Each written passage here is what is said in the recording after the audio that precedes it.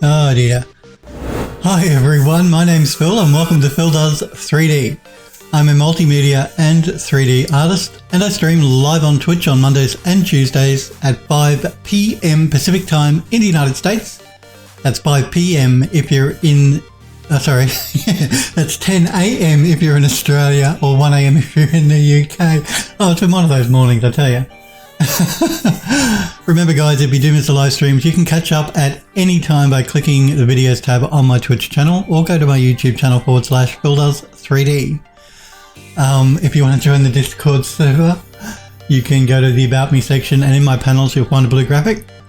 It says join the Phil Does 3D Discord. Click that and you can get an invite link to join the Discord server and become a Phildo. Not a dildo, a Phildo. There's a section there where you can show off your work in the gallery, tutorial and tips section. You can link to your portfolio, all that sort of good jazz. I hope you guys are well. Mr. Squarepeg, it's good to see you. Yes, I'm sorry about the stream going up and down this morning. It took a couple of goes for Twitch's transcoding to kick in, but we got there in the end. That's the important thing.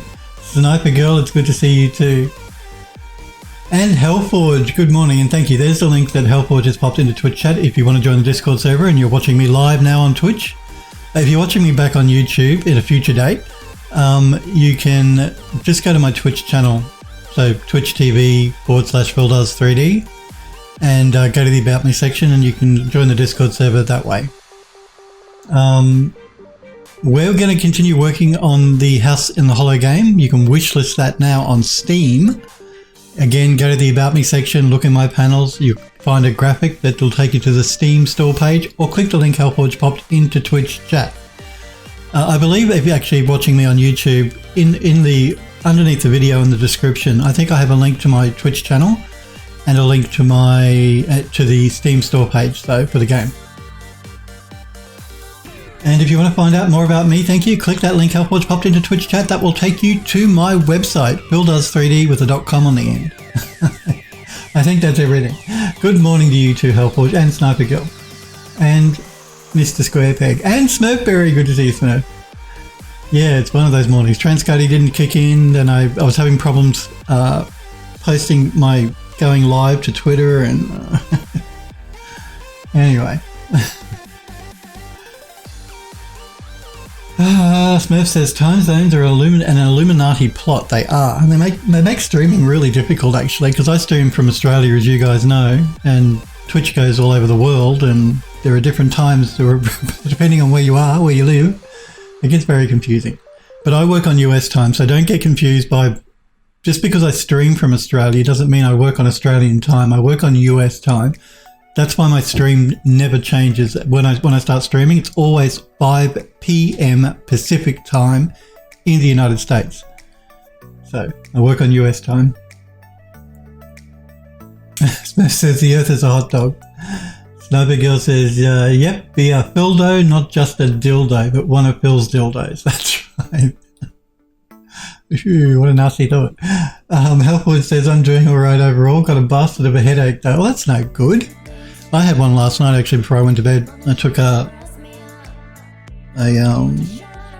a Panadol. It's not Panadol, it's Nurofen, I think. Nurofen. I don't like to take tablets because I have problems swallowing them. They always tend to want to get stuck in my throat. But yeah, I had a headache, so I know how you feel. I'm okay this morning, but yeah. So that's no good. I hope you're feeling better soon. Your headache's better soon, Hellforge. Sniper Girl says, sorry to hear that, because Sniper Girl had a headache and migraine not that long ago, I remember. Last week, I think it was. So yeah, I try and avoid taking pills and tablets if I can, because I just don't like swallowing them. I'm doing really well apart from that. This morning I'm feeling good. Android Lust, it's good to see you doing fine as well. Coffee giving you all caffeine headache. Well, listen, it might be. Although, I mean, you know, I'm a huge coffee drinker and generally I'm fine.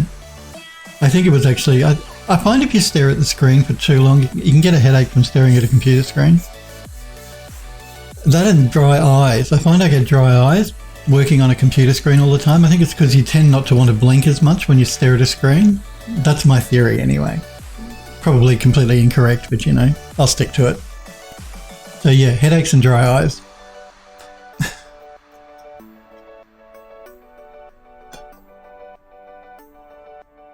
Helpwood says lies and slander. That's right, don't diss coffee. You know how we feel about coffee on this channel. We love the coffee.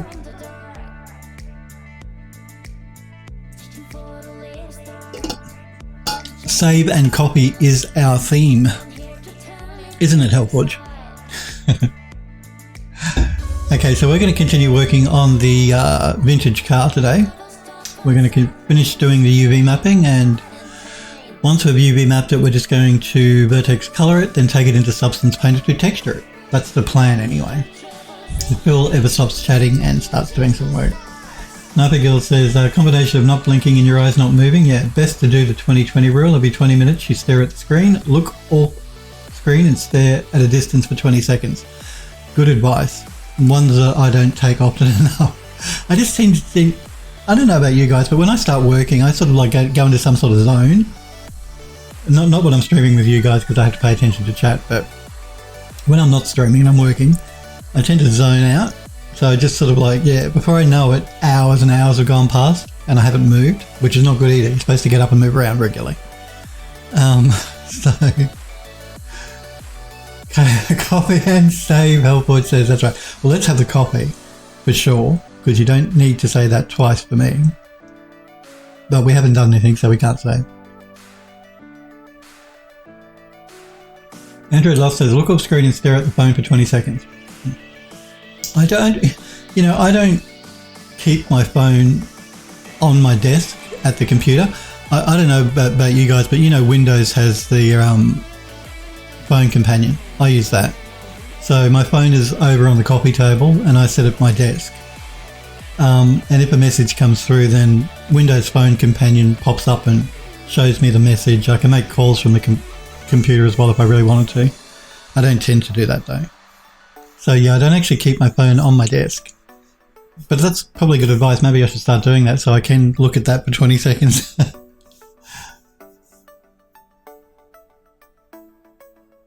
Sniper Kill says, not a good solution. Well, I guess you're replacing one screen for another, aren't you, that way? But yeah. So yes, dry eyes. I do find dry eyes to be a bit of a problem. But again, I think that's because I just get so focused in the zone that I tend not to blink as much, and yeah. Anyway. Okay, so what are we doing? We're doing some UV mapping. Now we've UV mapped, the car's been broken up into 3 parts. We've done 2 of them, so we've only got the final part to do, and that's the worst part, which is why I left it for last.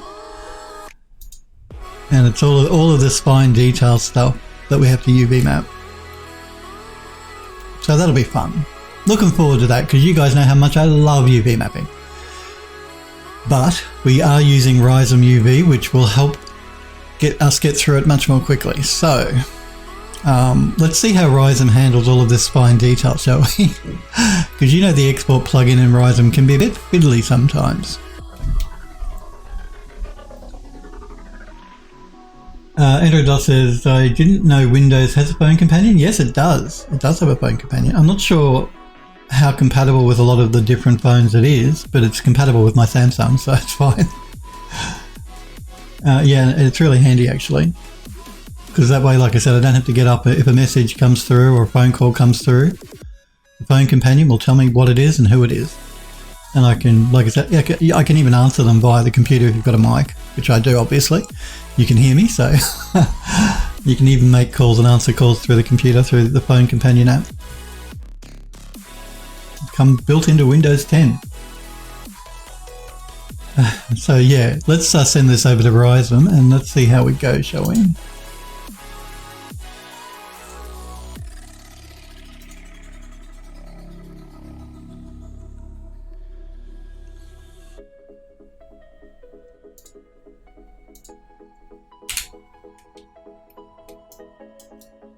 Rhizome, the plugin hasn't done too bad a job. I don't see anything that stands out as being a problem.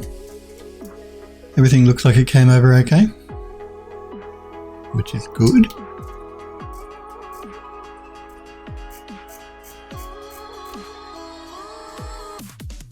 Sniper Girl says, you have a mic? You mean you're not talking via magic directly into my brain? No, I'm not. Or maybe, am I? I know it's a lot of streamers like to have their mic like sitting here, showing on stream. I don't know why. I don't like that. I think it looks cleaner if you guys don't see my mic. But yeah, I know a lot of streamers have their mics sort of like dangling sort of like here beside their head. Mine is just out of camera, but right near my mouth, don't worry. It is actually, the reason I think a lot of streamers do that is because the closer the mic is to your mouth, the cleaner the audio. But like I said, my mic is just here. You just can't see it. It's just off screen, but it's relatively close to my mouth. Not magic. It is a mic. Smurf says so many parts here. I know a lot of them are the rivets and stuff for the car, though. To be fair, and the interior is a bit. There's a bit of stuff going on in the interior as well, but yeah. Android Lust says your audio is rather clean though. Maybe your mic is too close to your door buzzer. Look, it's not. Well, the buzzer is relatively close to where I stream from here at my desk. It's sort of like over there on the wall behind me. But because I use a Blue Yeti mic, it's really sensitive. It tends to pick up everything. So yep, I'm not expecting any delivery, so the buzzer shouldn't go off, so you can rest assured you should be fine. I know it's really loud, particularly if you listen via headphones, which a lot of people do when they're at the PC. I mean, I do that when I'm not streaming, obviously, and I want to listen to music and stuff. Because I can't stand the sound of music coming out of my monitor speakers, because it just sounds terrible. Because you know what monitor speakers are like. So I usually put headphones on for that. Well, actually not headphones. You guys, when I played the game The Witcher, weeks ago, you saw me use my wireless Logitechs. I don't like earphones that cover your ears. They make my ears hot. So I tend to use earbuds. I've got some Bluetooth earbuds that I pop in and use. So I'm still wireless, but yeah, that way my ears don't get hot. I don't know. It's always been a problem. Earphones that completely cover my ears for some reason make my ears hot. So. And yeah, I made sure with my mic being just off screen too, I did a lot of audio checking and clean, and it all runs through Audition anyway. All of my audio goes through Audition before it gets pumped out to you guys on Twitch, and it gets cleaned up in Audition. I made sure the audio sounded good because it's one of the most important things if you're a streamer and you're talking to people. You don't want terrible audio. I mean, I've come across a couple of people streaming on Twitch or even watched a couple of YouTube videos where the audio is absolutely terrible. Now, I know you might not have a choice. Maybe you just got a bad mic and you can't afford a better one. Fine. But you really got to make sure that the audio is really good, because people will switch off quick if the audio is bad. So yep, if you're a broadcaster, audio #1 important thing. Camera, look, yeah, people like to see who's talking to them, but less important than having a really good mic and good audio.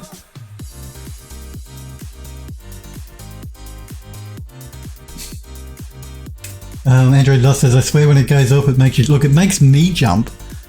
So I can imagine what it sounds like to you guys when my buzzer goes off and you're listening through headphones. It would just be awful. Because yeah, look, it scares me. When that buzzer goes off, it scares me. It's loud. It is loud. It's made loud though, so if you're upstairs you can hear it. But I understand where you're coming from, Android Lost.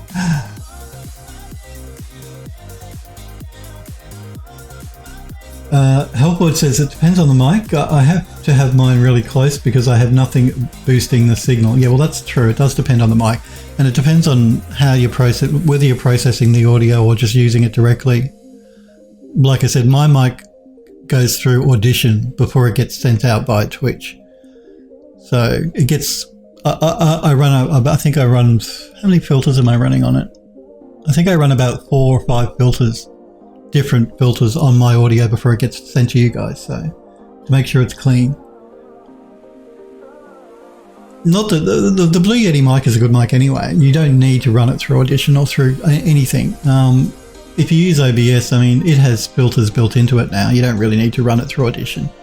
I'm just old school. I used to, before OBS introduced the filters in the program, I used to run it through Audition, and because Audition works so well, I think, well, why change what works? Don't fix what ain't broke, as they say. Helpwood says, so if I have it in the same place you have it, it wouldn't pick up my voice yet. And again, that's why the noise of my buzzer is so loud, because this mic is incredibly sensitive. It's probably too sensitive. So yeah, I don't have to have it right next to my mouth like a lot of people do. Well, a lot of people have to have it loud enough for people to hear. I don't have that problem with this mic, but it does pick up every sound.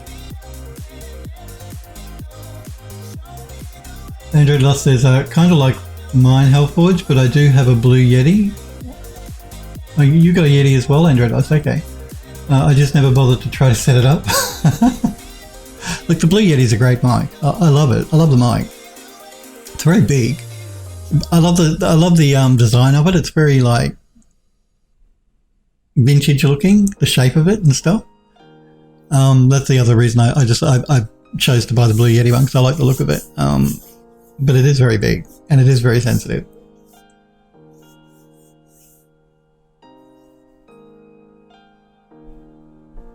Jizan, hey Jizan, it's good to see you. Hello to you as well. Good to see you, Jizan. Jizan says, yeah, I have a Blue Yeti. Oh, you got a Yeti as well? Everyone's got a Yeti.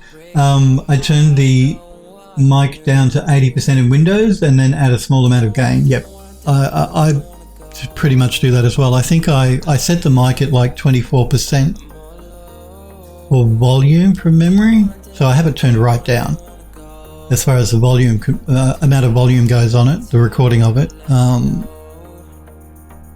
because it is so sensitive. But I think I turned the gain up a little, and then it goes through Audition to be cleaned up again. So,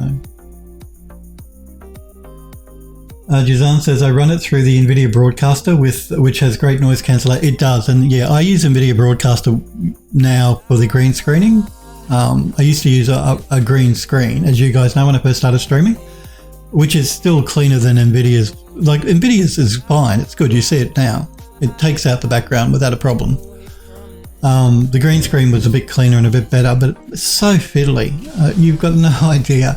Because my workstation here is in my living room, I can't have the green screen set up constantly. I couldn't just like leave it set up there because it's sort of like right in the middle of the room. It was in the way, and it was so big.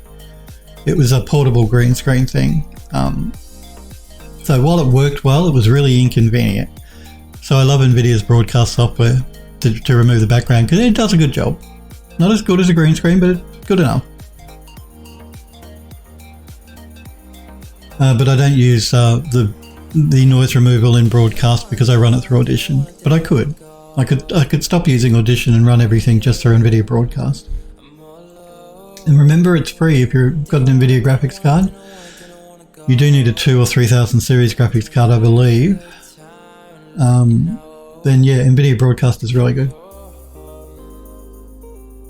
Smurf says, I thought about buying a Yeti. Does that count? Of course that counts.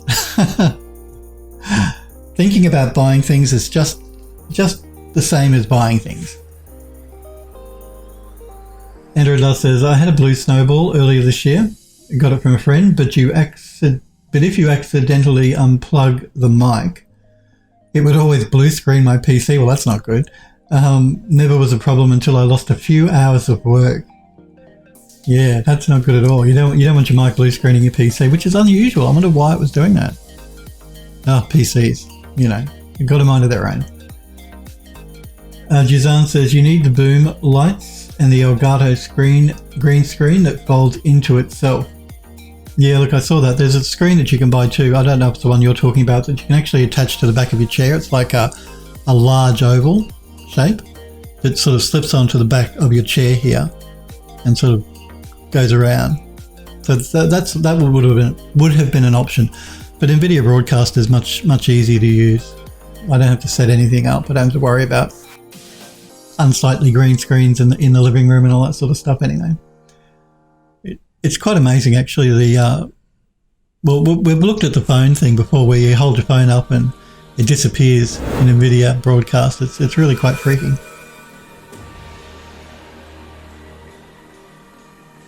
And I have lights though. I mean, you guys, you know, see me, but I have lights on everywhere around me, behind the computer, above me, behind me, to light myself correctly for the camera. So I'm not looking forward to summer, because it's going to be hot. Not just because, you know, global warming, but because I'm surrounded by lights constantly when I stream. Juzan says, I picked up some LED garage lights with the boom lights. It diffuses wonderfully. Yeah, the lights that are in front of me are LEDs. So they stay nice and cool. But the other lights can get a bit warm. LED lights for the win. They're cheaper to run too, of course, and better for the environment, LEDs. Hellforge says copy and save. Or copy for sure. Android Lust says it did the same. It did the same to his PC every single time. That might have been a problem with the mic then, because I didn't even have to install drivers for my Yeti. As soon as you plug it into Windows installs drivers automatically. So yeah, that would be the only thing I would have thought could cause a blue screen, would be a driver problem, but it could be a hardware problem, obviously. Although I've never had a problem with my Yeti, and I've had it for years now, ever since I started streaming, as you guys know. It's been faultless. Android Lust says a virtual green screen makes your cell phone disappear. Wow, yeah, it does. It makes it disappear. So you just see your hand holding, you know. You can have your phone in your hand, but the green NVIDIA broadcast will remove the phone. Elfwood says, I'm running a gain booster, noise filter and compressor and OBS to get all the stuff I need for the audio while streaming. It does what I need it to do. Have you been streaming Hellforge? Now again, Hellforge is a Twitch streamer, guys. Check his channel out. I know that you weren't streaming for a little while there because you said you were having some hardware problems. So, but do check out Hellforge's channel as well, guys. Well, I still haven't done any work. How long have we been talking for now? Half an hour. Can you believe that? I'm sure you guys can when it comes to me. Yeah, I'm pretty much the same though, Hellforge. I do run a noise filter. I run a compressor. I can't quite remember everything else I'm running, but I run about 4 or 5 filters in Audition on the audio. My YouTube people are going to hate me for talking for so long. Sniper Girl says, replace all your lights with LEDs, win. That's right. Cheaper to run. Better for the environment. It's a win-win all around. LEDs. Smurf says, I thought we had the chat stream yesterday. I know. Andrew Loss says, he's stun locked. That's right. Sniper Girl says, yep, 30 minutes. See what happens when I don't say anything at the beginning of the I know. Okay, let's do some work. Let's make the YouTube people happy. Let us start with, why not? We'll start with this thing at the front here. This hand crank that you use to actually start the car.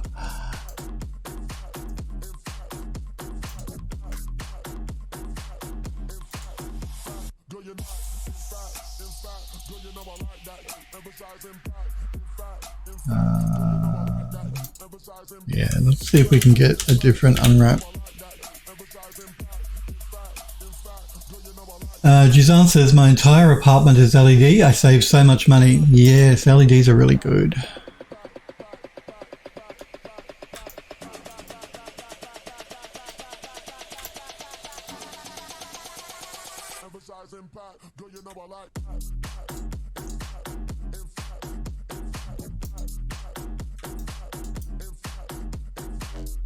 This is a silly.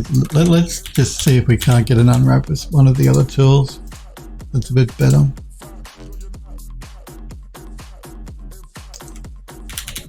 The reason it's having a bit of an issue is not because it's just a cylinder. It's actually like it's got a groove through it that goes like that. It's a handle. So the program is just having a little bit of an issue trying to unwrap it. We may have to do some stuff by hand, I think. Yeah, I think we will. So let's do a cut toward the bottom.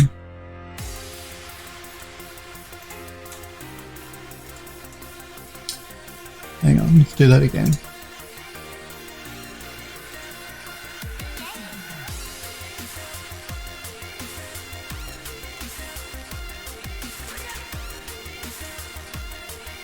Let's also do one in here where you'll never see because the crank handle, the actual crank part is inside, so.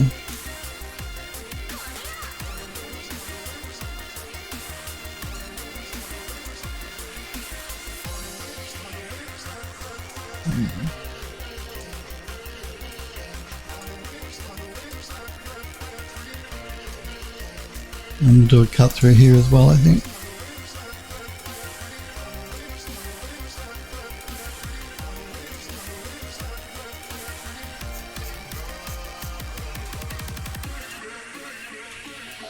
There we go, that should do.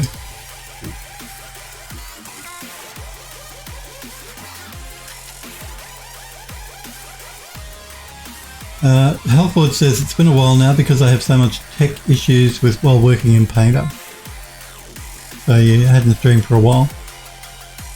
No excuse, still follow Hellforge's channel so when he does start streaming you'll know when he's live.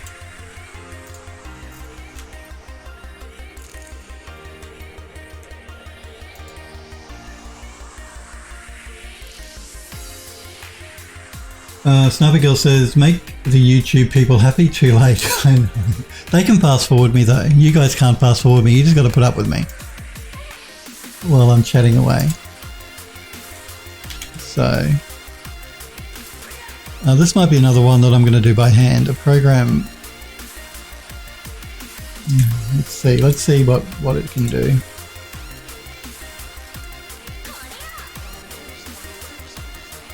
Not a lot.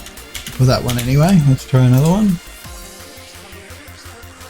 Yeah, I really don't like how it wants to try and split this up like that. That's terrible. Man. I control Z too much. Went too far back. Mr. Squarepeg says, okay, so the do-it-yourself live tracker project just got a major bump in terms of getting ready to be shipped. Oh, seriously? Cool. I do want to keep an eye on that one. Mr. Squarepeg says, posted a video of it in the Discord. Oh, cool, okay.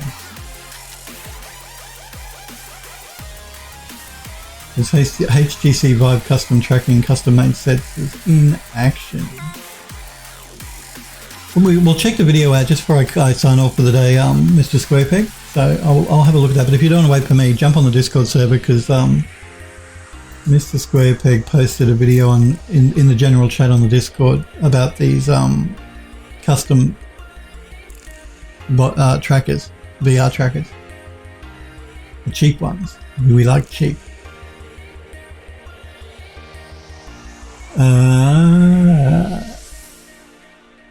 Thank you, Hellforge. There's a link to the Discord server, guys, if you want to check it out and you don't want to wait for me until the end of the stream. Sniper Girl says, that's awesome. How well does it work? Any idea, Mr. Squarepeg? Mr. Squarepeg says, video is on Discord. It's pretty damn accurate, to be honest. Sniper Girl says, making me watch the video to find out. Okay, cool. And yeah, we'll check it out after stream. Yeah, I might show it just before I sign off for the day, but if you don't want to wait, then you guys can check it out now. Got to get some work done. Got to keep my YouTube people happy.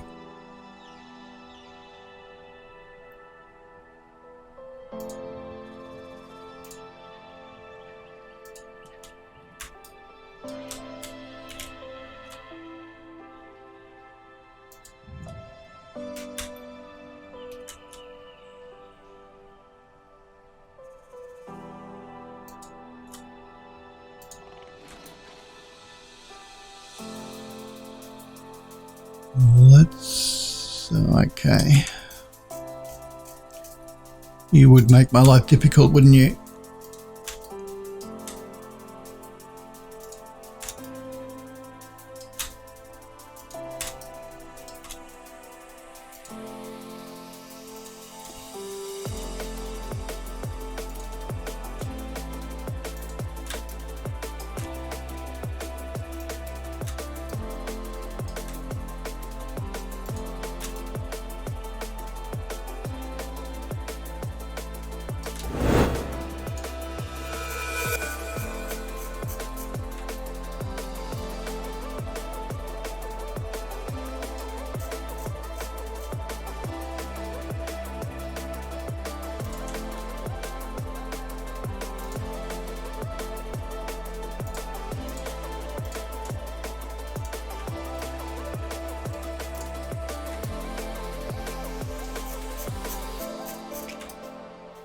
Let's see what that does.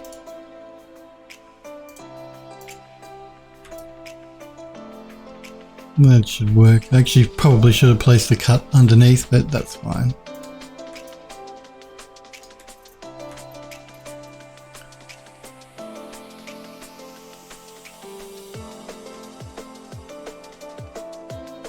Mr. Squarepeg says, noted. Sniper Girl says, I want to get a VR headset in the future. Refuse to get a Quest because I hate Facebook. Don't we all?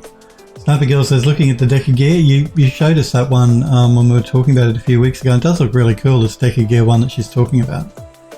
But she says, but skeptical means it's by, but skeptical because it's by a new company. Yeah.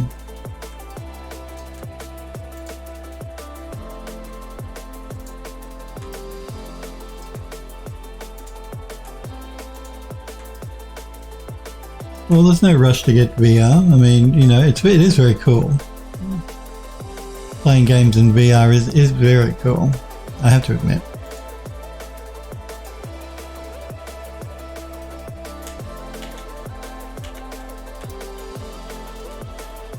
This might be another one we'll do by hand. A lot of these, this is why I was not looking forward to UV mapping this part of the car, because I knew it was going to be really fiddly.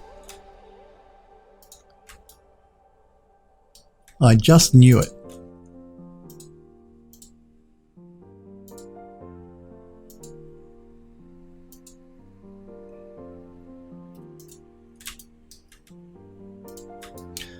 And we'll do a cut underneath.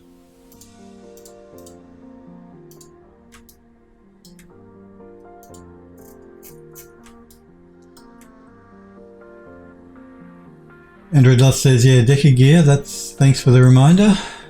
Sniper Girl says, you're welcome. I still want to do a virtual office when doing design work. Think that would be kind of cool. No clue how to go about it.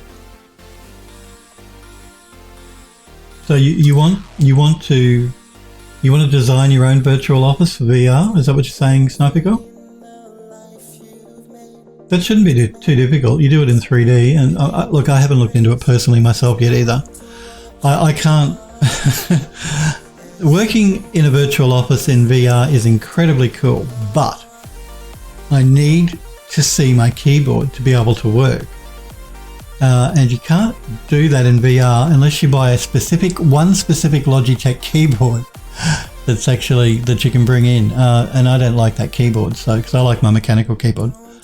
I'm not a touch typist. I have to look at the keyboard to type. I need to be able to see the keys.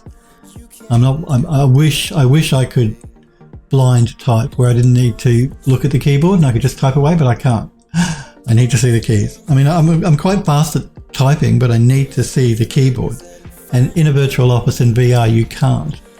So that sort of has made it so that I can't really do my proper work in VR because I can't see my keyboard.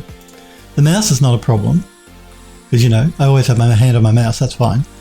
But the keyboard, I need to be able to see the keys.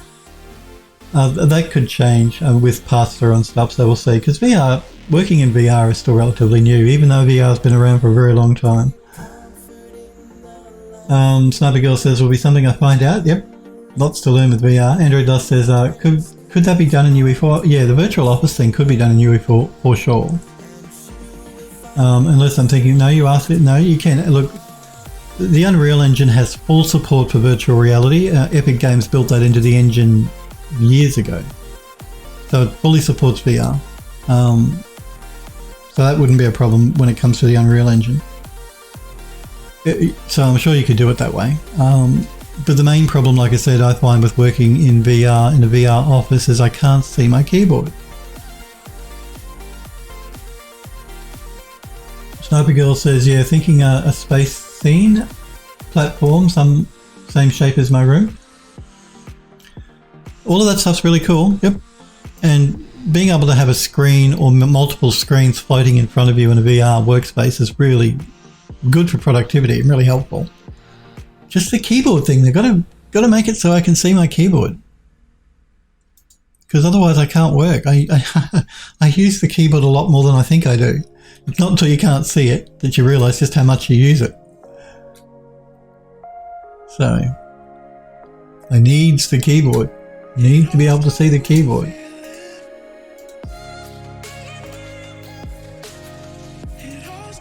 Yeah, this one did not do a great unwrap. Let's try a different one.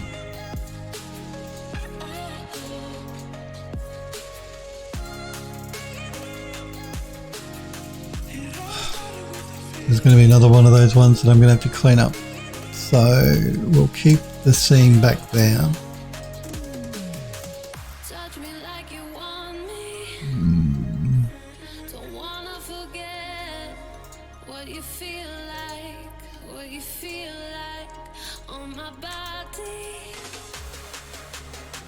That should be okay.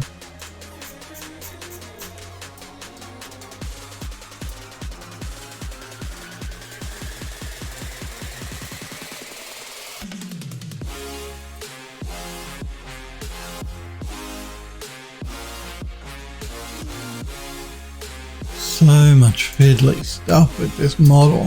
Oh.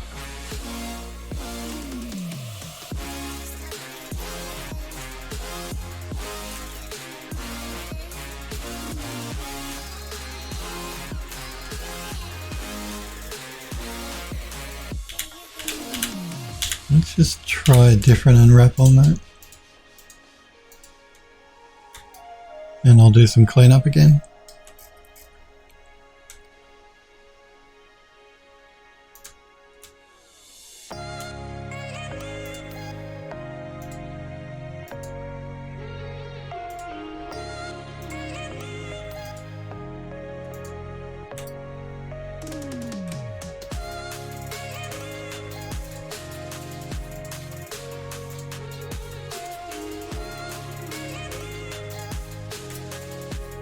We'll just leave one cut line toward the bottom. And we'll do it the bottom inside edge, I think, so we'll stitch this one up.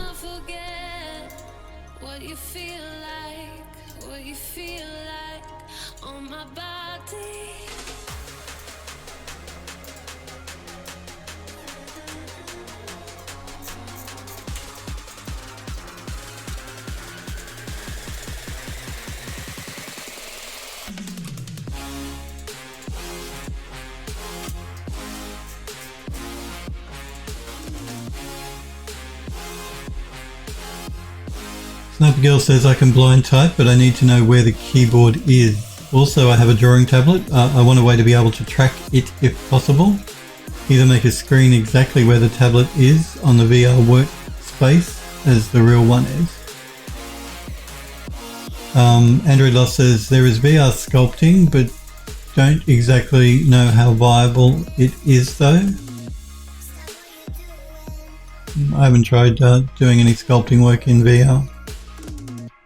But it's really cool if you work in VR. You're a 3D person. You're making 3D models, and you're working in VR. It's really cool to be able to see your model actually in physical space in front of you.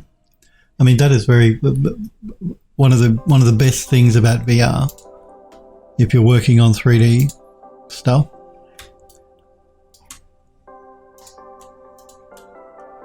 Just also.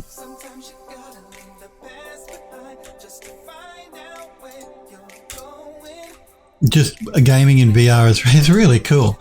Like it's really quite amazing that you actually transported.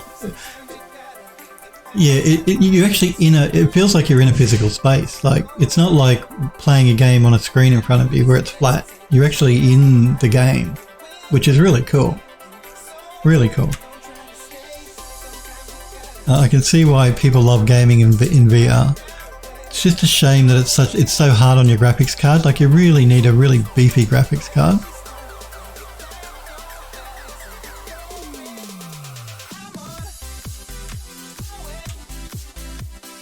To be able to VR game properly.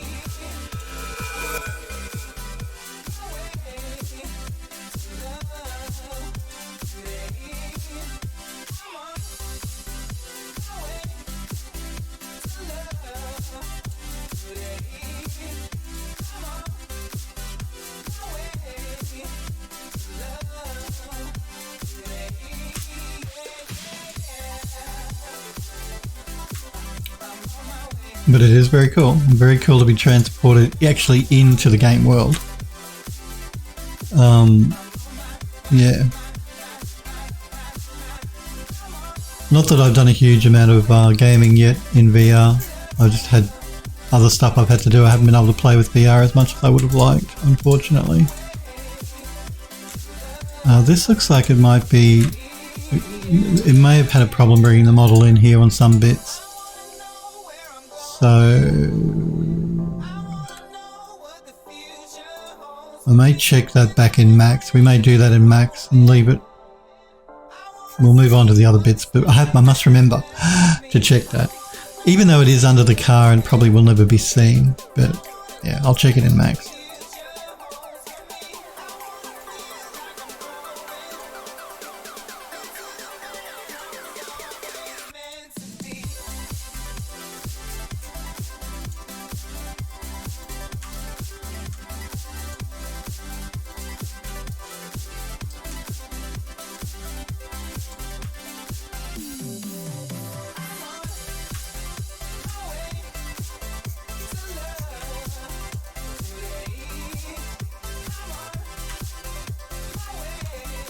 Yeah, the same goes for this bit here. It looks like it just might have had a problem bringing it in.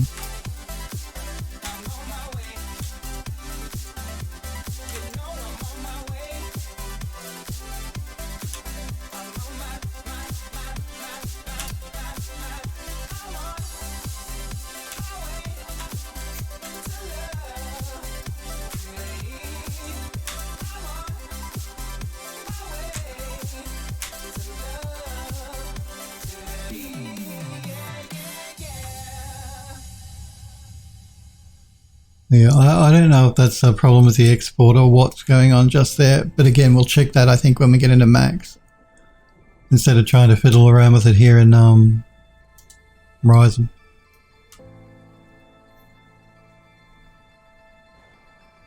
Andrew Dust says, I would think it could touch ZBrush or blenders, but maybe cool for quick... I wouldn't think it could touch ZBrush or Blender, but could be cool for quick concepting. Well, you should be able to use those programs. Like I can use Max in VR, 3D Studio Max, so it wouldn't surprise me that you couldn't use maybe ZBrush directly in VR. Because yeah, I can use 3D Studio Max in virtual reality and manipulate the model and see it actually look like it's in 3D.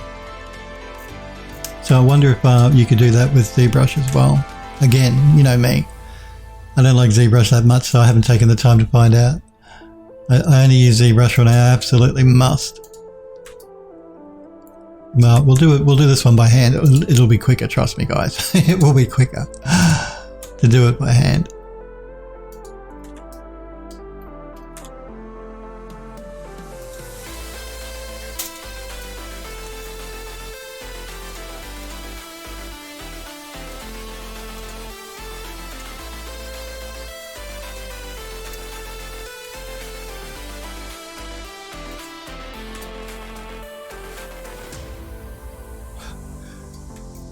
Let's go here, I guess.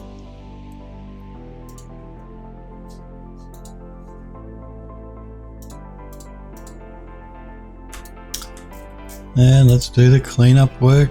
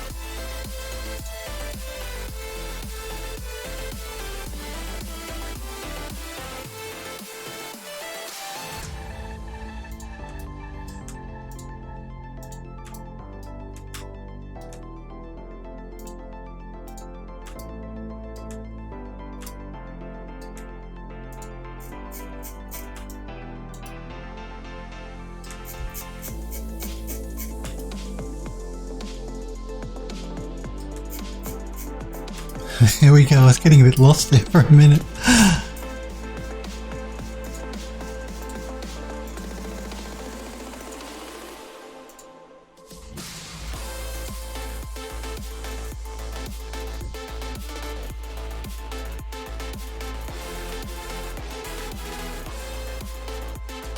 Sniper Girl says, I've seen videos, it's not nearly as detailed as something you'd get with ZBrush, just lacking stuff like pressure sensitivity and a few other things.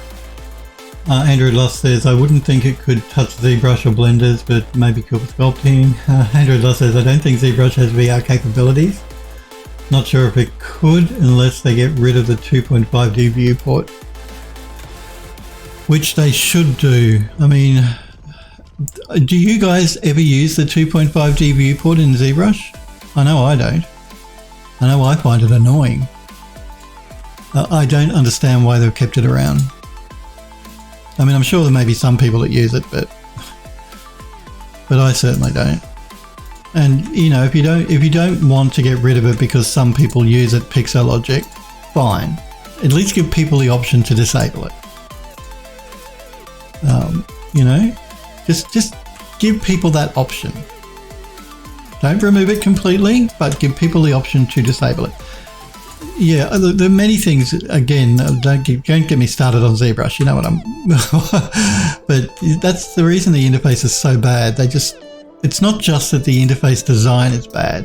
That they nest menus within menus within menus, which is bad design. It's the fact that they don't give you any proper customization. Yes, I know you can customize it. I've customized the interface as well. But that's not real customization, that's pseudo customization. They really should overhaul the interface for that program. It's starting to look really dated. Because they haven't changed it. How many years has ZBrush been around? It's never changed. And again, yeah, I know people are going to say, well, I'm used to the interface and I don't want it to change. Yeah, I get that. I get it. That's fine. Don't do away with it if you don't want to, but give people more options to actually customize it to the way they want it to be. At least do that, Pixologic. Come on. I mean, come on. We're in 2021, soon to be 2022. Actually, there's a new version of ZBrush due to be released any time now. 6.6 something or other. So yeah, a new version of ZBrush. Not that they will have changed the interface, they haven't, but that's enough bill bitching about ZBrush for the day. I just can't help myself. The program is good. Look, I don't dislike the program. It's a great program for 3D sculpting. It's just that interface. Oh, wow. Okay. Let's try you.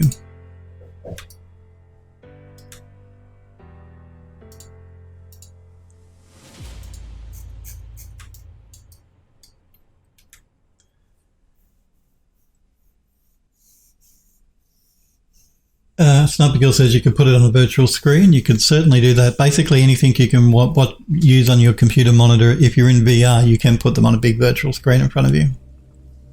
It'll be flat, obviously. Well, actually, you can either make it flat or you can make it curved, your screens in VR. And you can adjust the curve as well, which is all really cool. So it's like having this massive 100-inch TV floating in front of you that you can then turn into a curved screen if you want to or not. It's very cool. That's if it's not proper VR, where you're actually in the VR world, in a 3D world, which you can do as well with some software. Yeah, and you can Sniper Girl, anything basically that you can use on a computer monitor, you can bring into VR that way, on a flat screen or a curved screen. But if you want the proper three-dimensional VR work experience, then the software has to be written for it, like Unreal Engine is though. You can work it completely in VR in Unreal Engine. Proper VR, 3D VR. Sniper Girl says, yeah, agree, fix the interface. Mercury says soon. Android Love says 2017.7. I think you're probably right. I don't keep up with the version numbers. I just know when they announce something, I get an email, or I can't remember. Yeah, they send out stuff saying that they're releasing a new version. Android Love says, or 2021.7. So yeah, it's something like that. Something like that.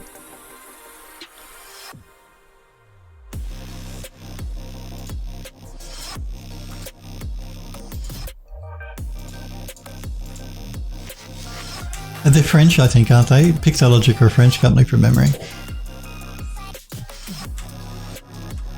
Could be wrong. I don't pay that much attention to the Pixelogic people, but I think they're a French company.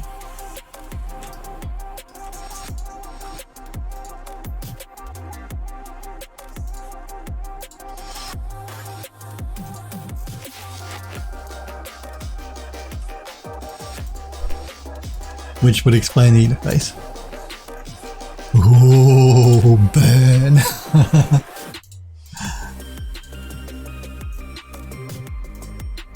No, I love the French. I love their design. They've got beautiful design. The French design style is beautiful. But just not Pixelogic and ZBrush's interface, that's all.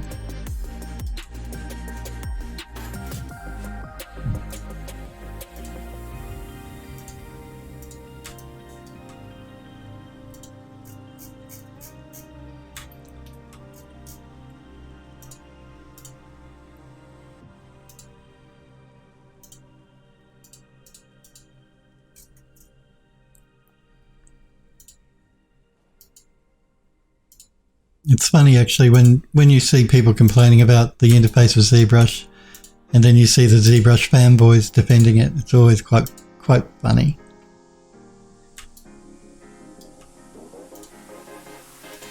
Not just Pixelogic, anyone that's a fanboy of any software I find quite funny actually. I use whatever's best. I don't play favorites with anything. When it comes to software, it's just software. I mean, you know, it's not like it's your firstborn or anything. So I always find it quite funny.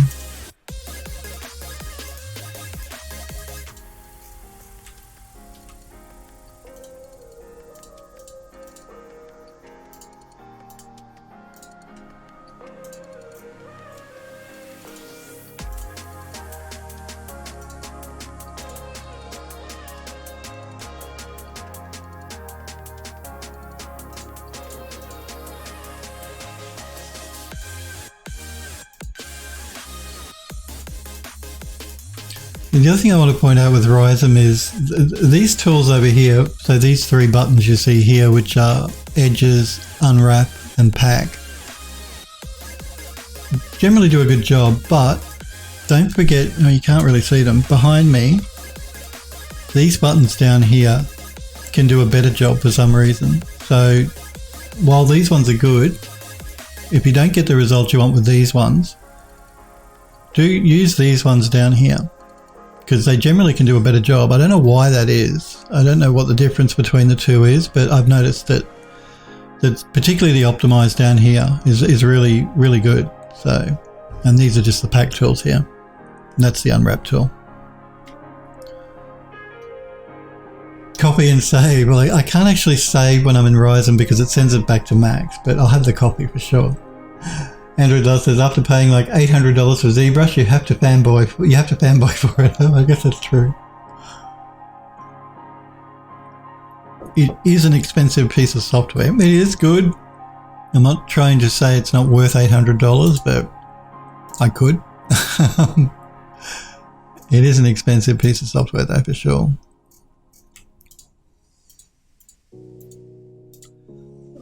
I don't know if you guys can hear that next door, but one of my neighbours on this side is moving out. So if you hear a thumping and bumping, that's what that is.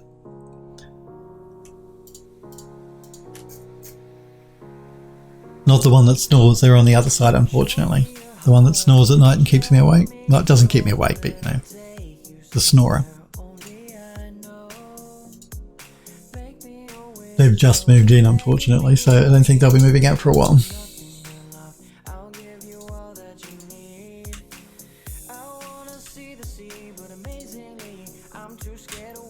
number of people I've seen come and go from here, because I've lived here for, I worked it out the other day. I've been living in this flat now for, must be, I worked it out to be at least 10 years, maybe 12. I've been here for a very long time. I hate moving. I hate moving that much. I've stayed in the same spot for 12 years. Healthwood says, for $800 you can buy a copy of Marmoset Tool Bag, plenty of beer and pizza. You could buy 4 copies of Marmoset Tool Bag, couldn't you? Because, yeah. I'm not sure if that sale is still going that Smurf mentioned last week when we were talking about Marmoset, but if it is, you should grab it while that 20% sale is on. Because it is a really useful program. Again, I own a license to it, but I don't tend to use it.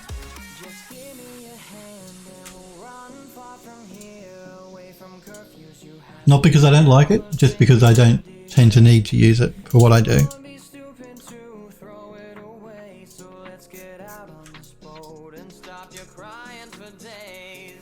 Smurf says, Smoky Girl says LOL. Smurf says, no, that ended on Friday. Oh, well, that's a shame. Well, there you go. You should have been watching a stream last week when we were talking about it, if you missed that sale. Although I'm sure that they'll probably have another one at some stage. A discount on Marmoset we're talking about.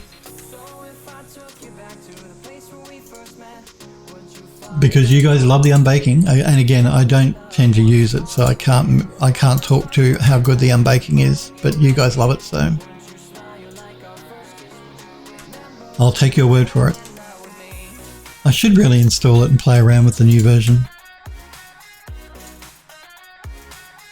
Because, why not? I love playing with software.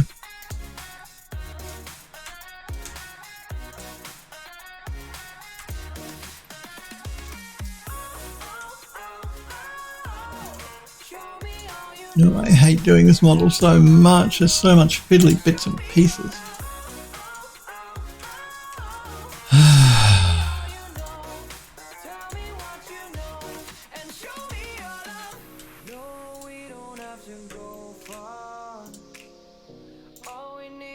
I hate UV mapping. I really, really do. I know Euro loves it, but I don't like it. I don't like it at all. I find it tedious and boring.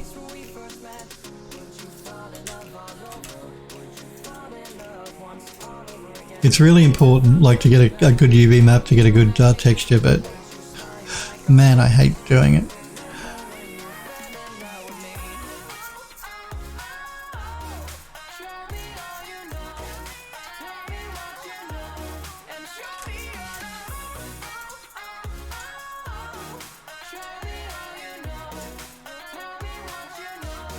Smurf says, yeah, they have at least 2 to 4 sales a year. Well, there you go. The baking is chef's kiss, Smurfberry says.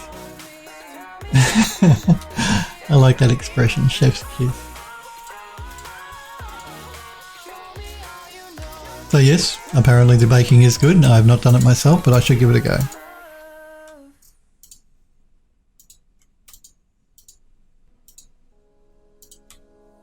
Come on, don't do that.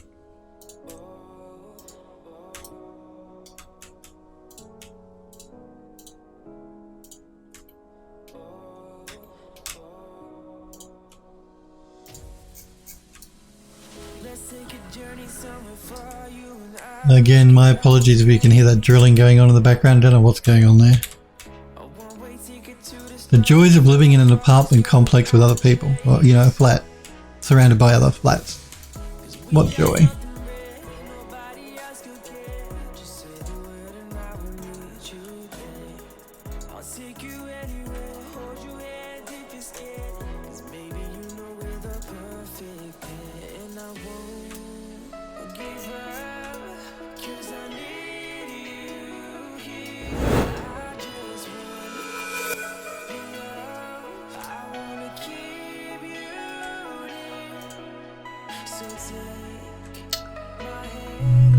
Again, we've got these really weird bits going on here, which I might do in Max. We'll look at those in Max as well. So I've got 2 things we need to check in Max, those and these.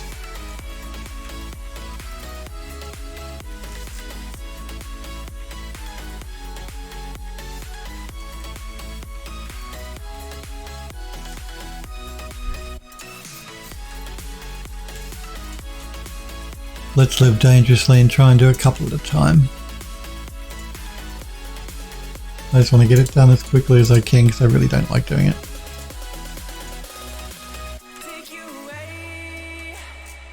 Just do a bit of cleanup.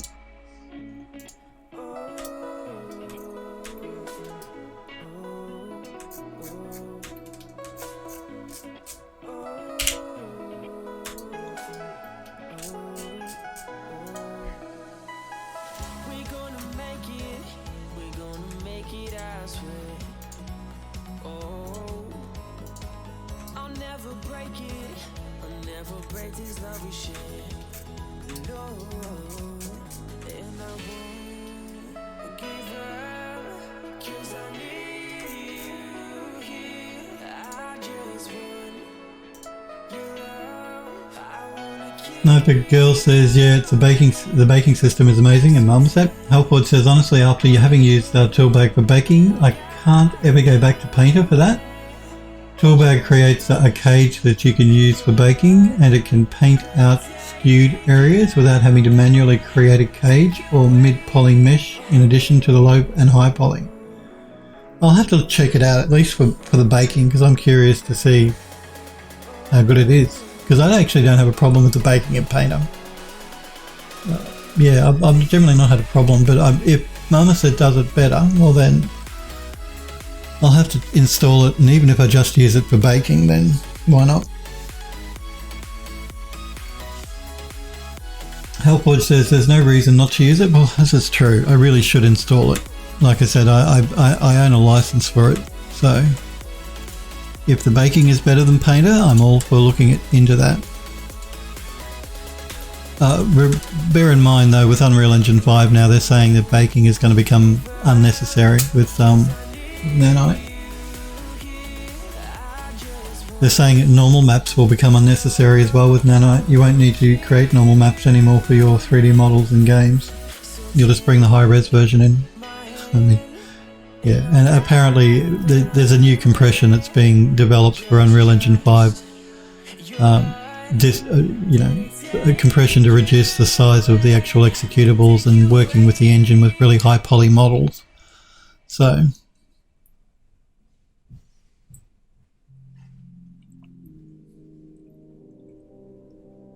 Sniper Girl says, yeah, it does sound so much better, much higher anti-aliasing than Painter. Okay. Android Lust says, I've had a problem with Painter's bakes. Maybe I should have bought it to see if the problem's gone. So you have had problem with Painter's, but I've not had problem with Painter's bake. Smurf says, yeah, the anti-aliasing and dithering support alone are worth it. Now I'll have to check it out then. I certainly will have to install it and check it out. Damn. It can't hurt to install it, like I said. Why not?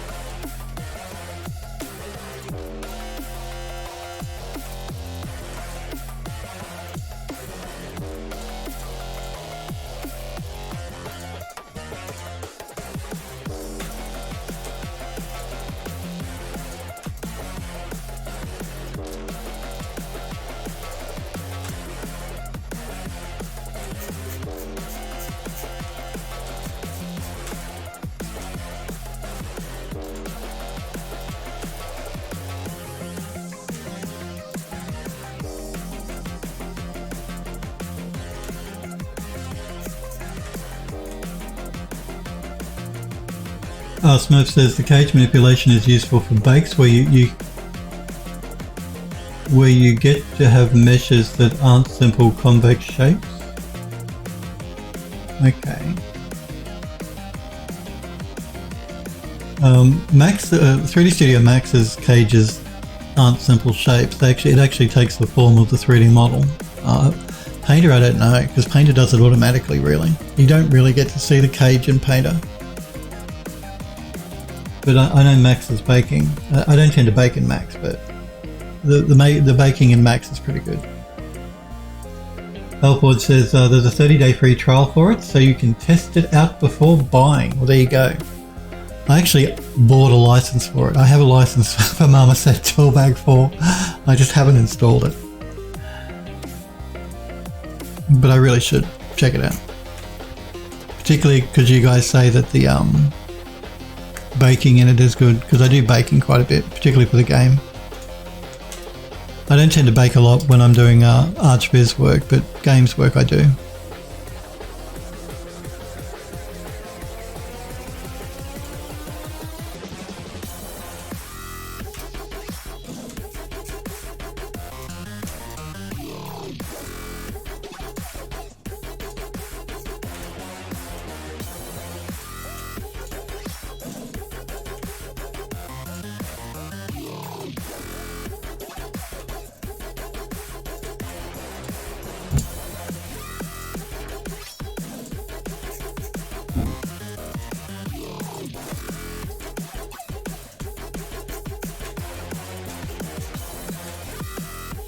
Slowly but surely we're getting there, very slowly but very surely.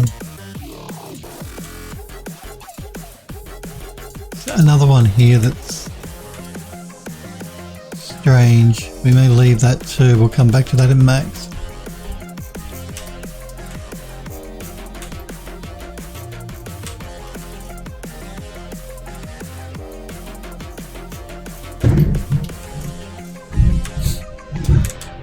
Again, sorry for the banging that you can probably hear in the background there.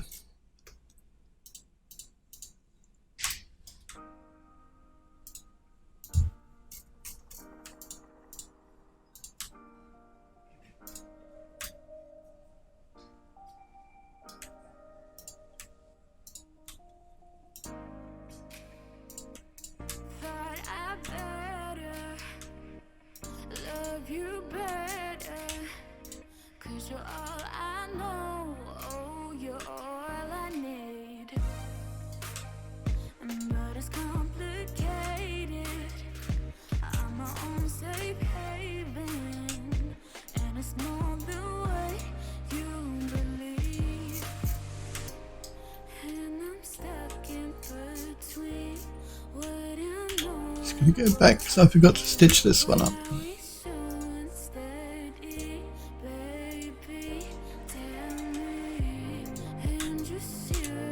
I'll do that.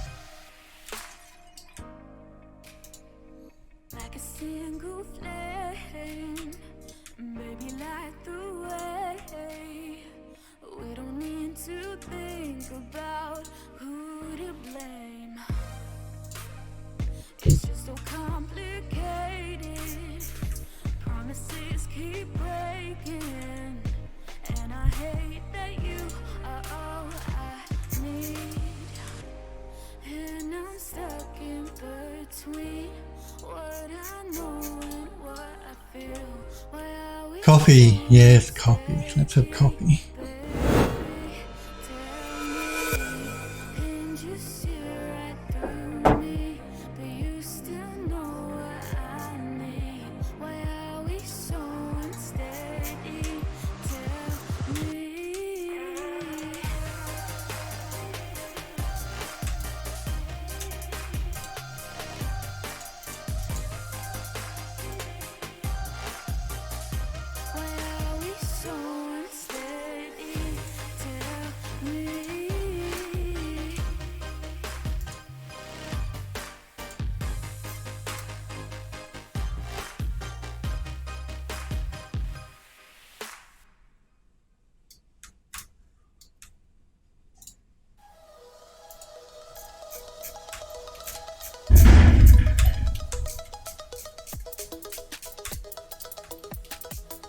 We will stitch you up, and we'll stitch you up.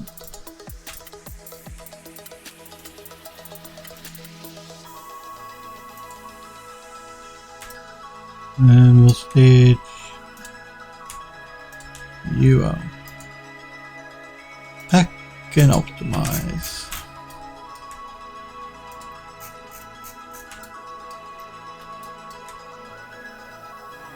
Henry Loss says, sounds like they dropped something expensive. Yes.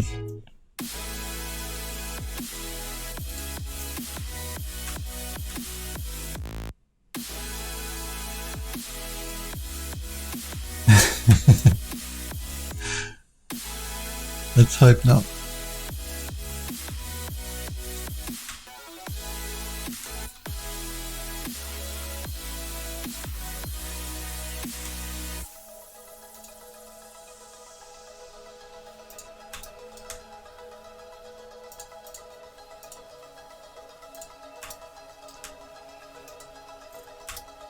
Oh, so many fiddly little bits to do, man.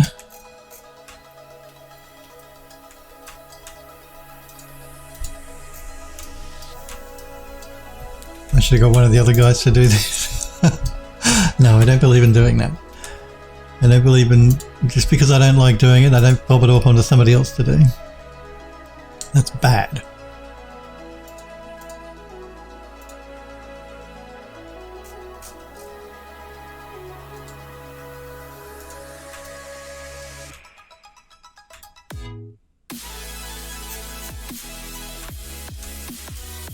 Except for kitchenware. That's right, those pots and pans.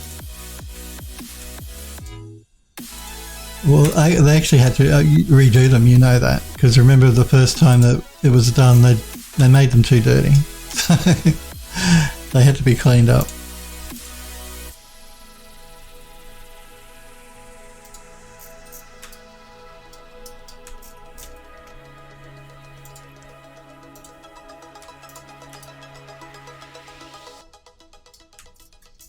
Really? You're going to be like that, are you?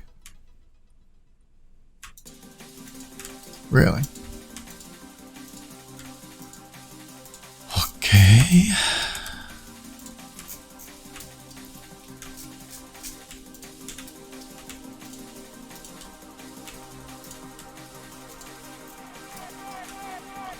I'm going to have to do a little bit of cleanup work when we jump back into Max, I think.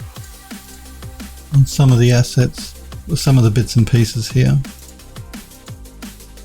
Not these bolts, but yeah, we've got these other bits and pieces that can probably be removed.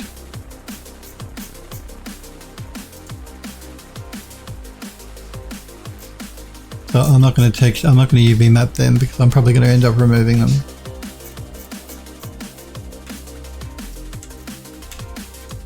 Again, these are bits and pieces of the car that really are not going to be noticeable too much from once the body's reattached.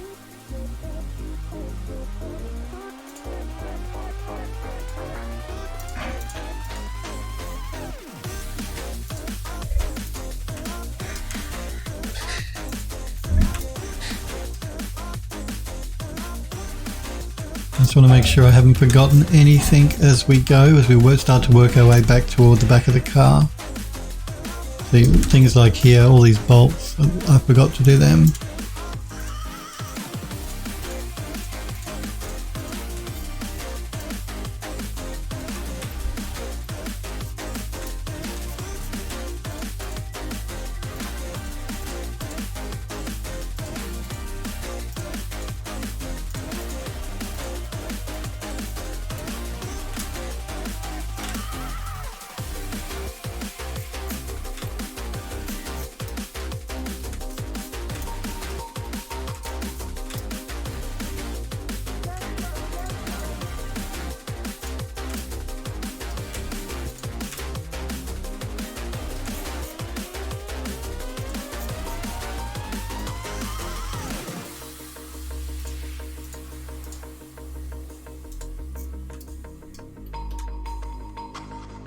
Sniper Girl says, what you should have done was UV the bolt before duplicating it saves time. Well, see, the problem was, I'll just explain how this card was created. We started with a high-res model, not a low-res model. So basically everything was modeled in high resolution. So yeah, and then what I did was I did poly reduction on the high-res model to create the low one, which is what we're going to use to do the baking between in Painter. So you are correct, but the problem was it was never UV mapped, and it was started as a high-res model, which I've then done poly reduction on. So. Yeah, Andrew Loss says, yeah, I would have done that. Yep, but that was the reason why it was never modeled as a low-res model. It was only ever modeled as high-res. So.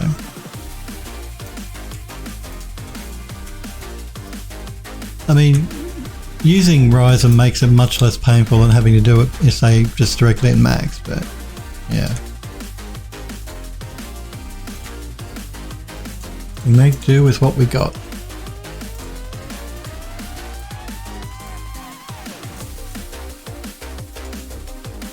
And it's just some of this cleanup UV mapping that's fiddly.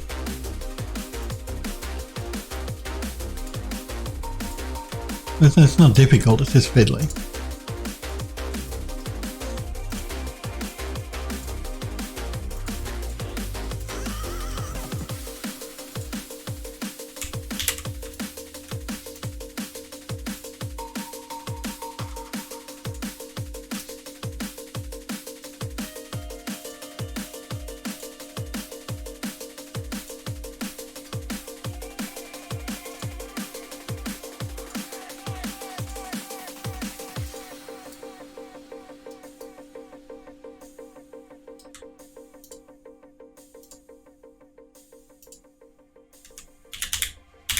Did not like that.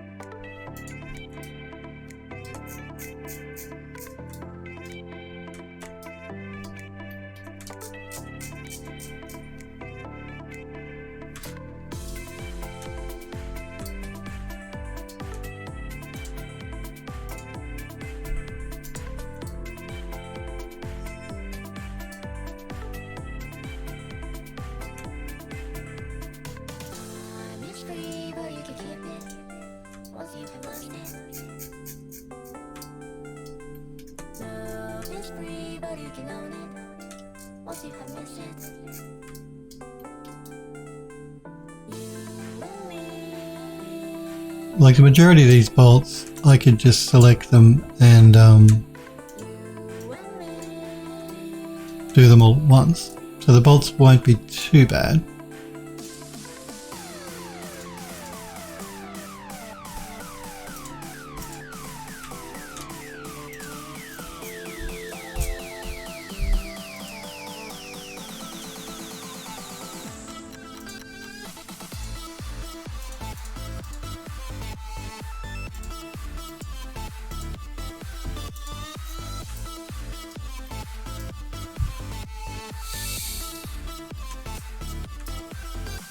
Again, I'm just going through to make sure there's no little piece that I've forgotten. Like here, one of these bolts I've forgotten, obviously. Which means there'll be one over here I will have forgotten as well.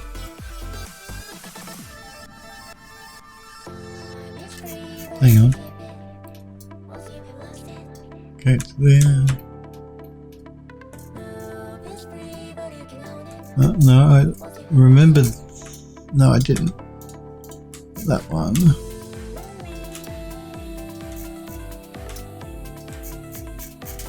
Ah, stop that.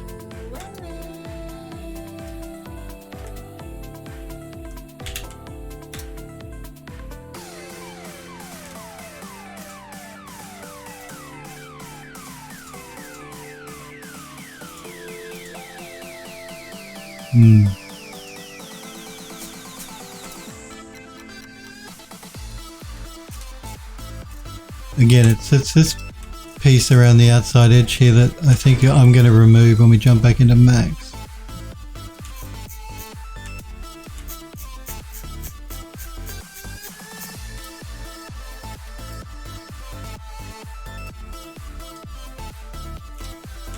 Let's do most of these bolts, I think. So we want those.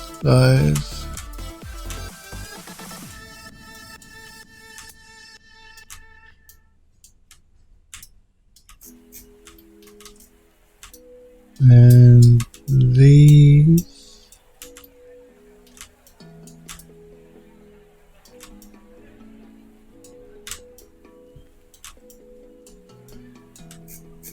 We won't try and do too many at a time, just in case the program has a problem.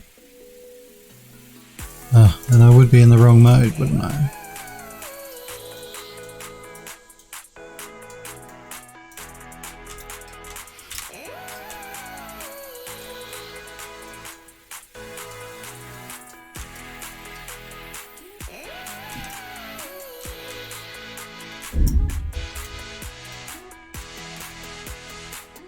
Isolate.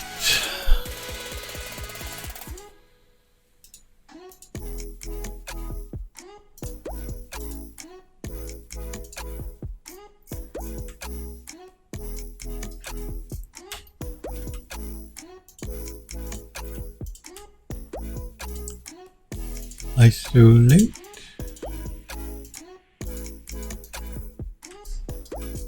We'll do a bit of cleanup.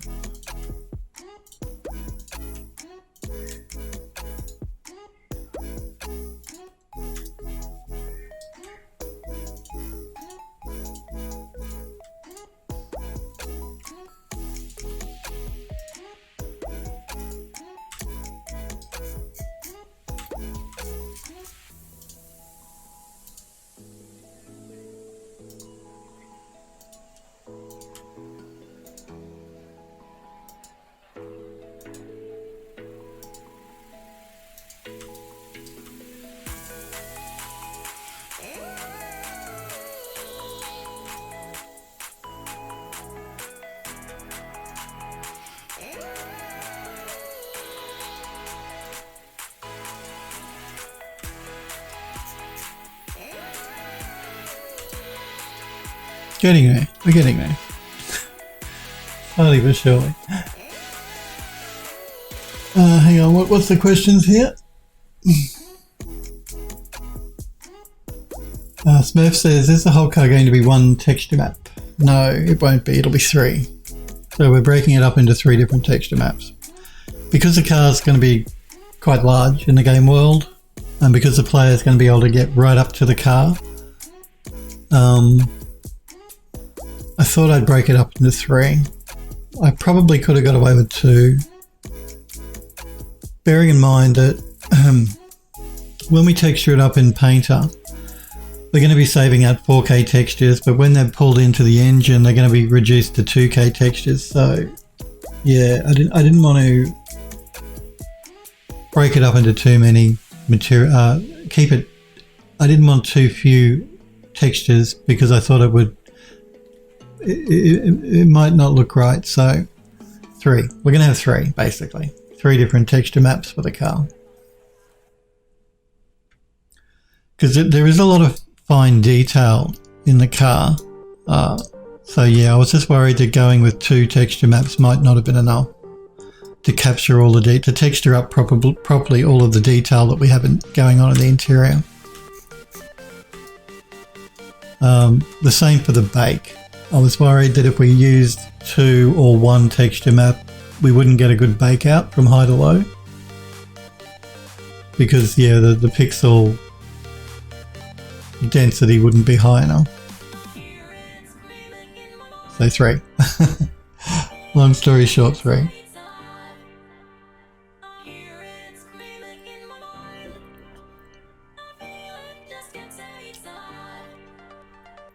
Let's keep muddling through here. We're getting there, slowly, but we're getting there.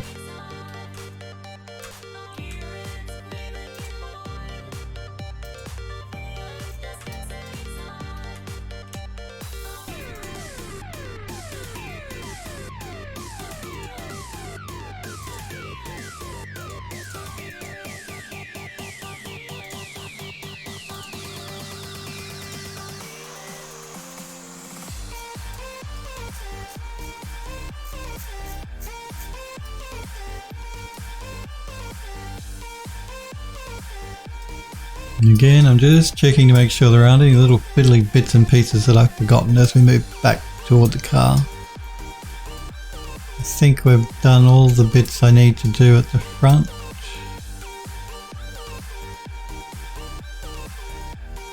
The bits that haven't been done yet, like these, I think I'm going to remove when we jump back into Mac. Oh, looks like there's some bolts here I might have forgotten.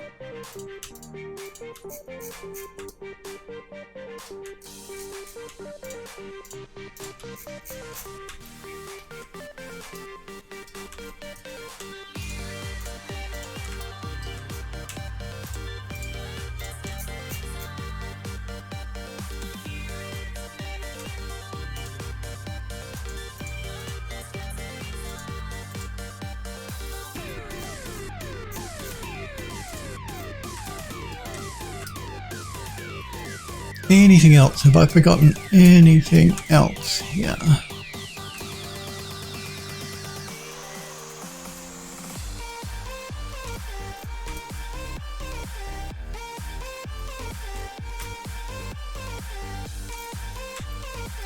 I don't think so. I think that's everything toward the front, so let's keep going toward the back.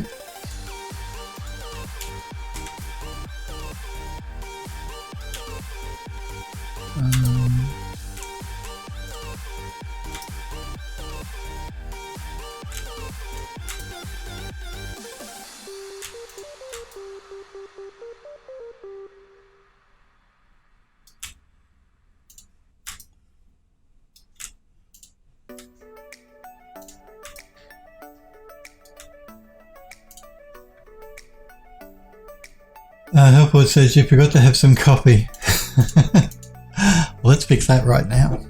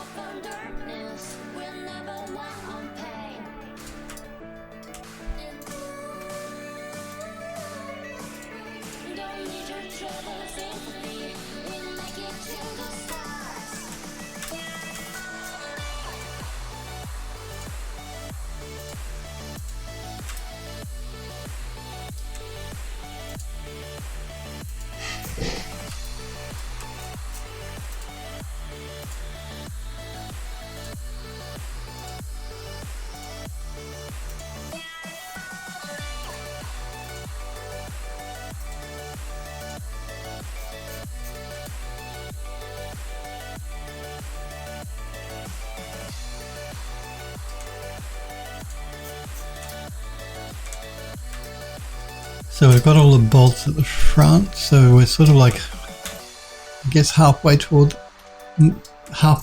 through the middle of the car, I guess. I'm just going to start selecting more than one piece at a time to see if I can speed through this a little bit more quickly.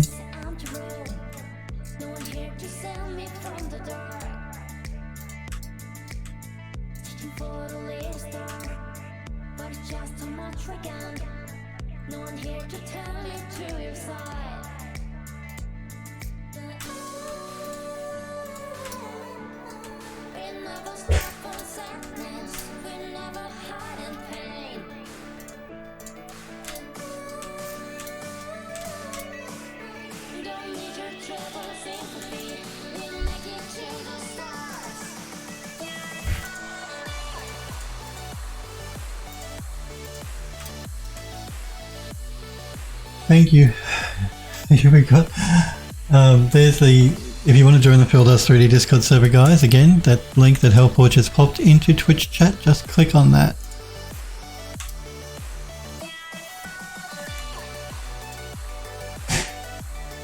And if you want to wishlist the game you see me working on here, which is you wishlist the this car will be going in the game, The House on the Holly. You can click that link up or popped into Twitch chat.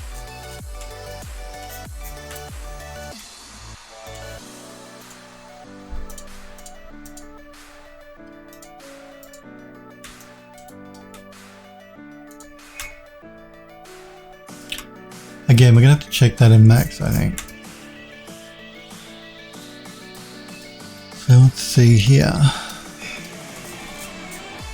Looks like I forgot this bolt down the bottom.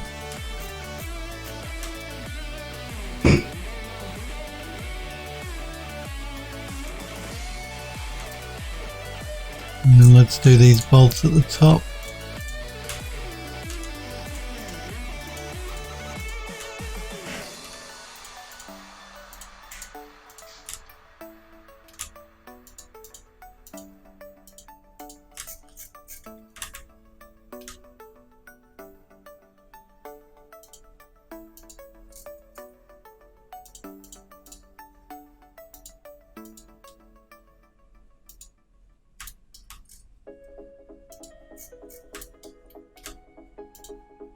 And this bit here.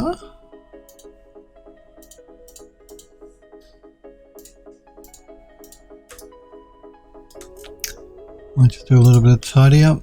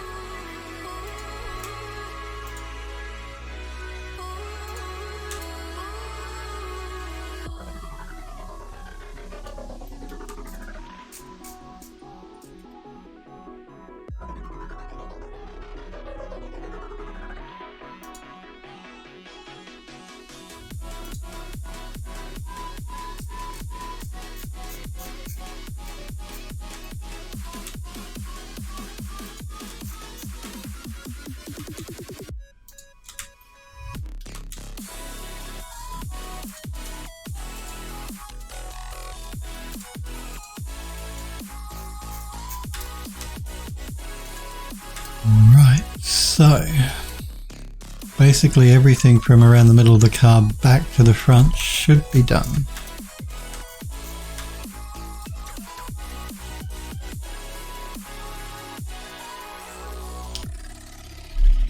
Don't notice anything that I've missed.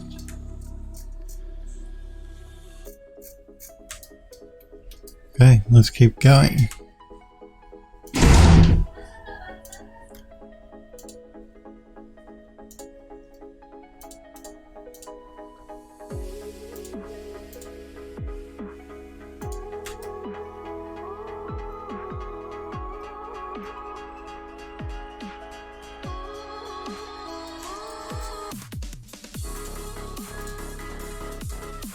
I'm beginning to think I should have broken this up even more. Would have made working on it easier.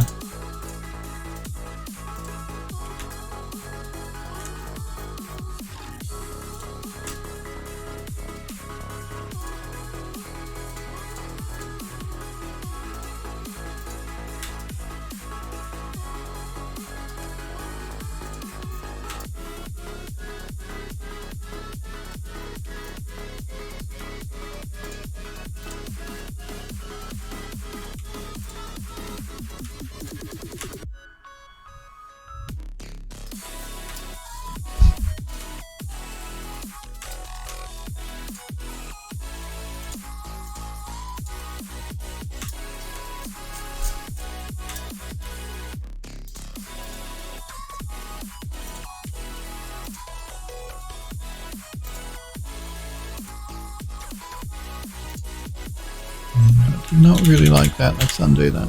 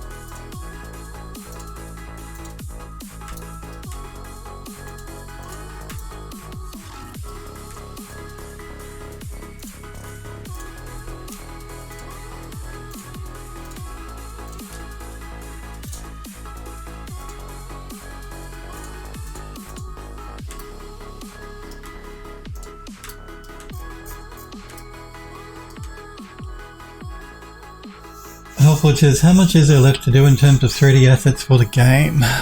Oh, a few. As far as new stuff goes,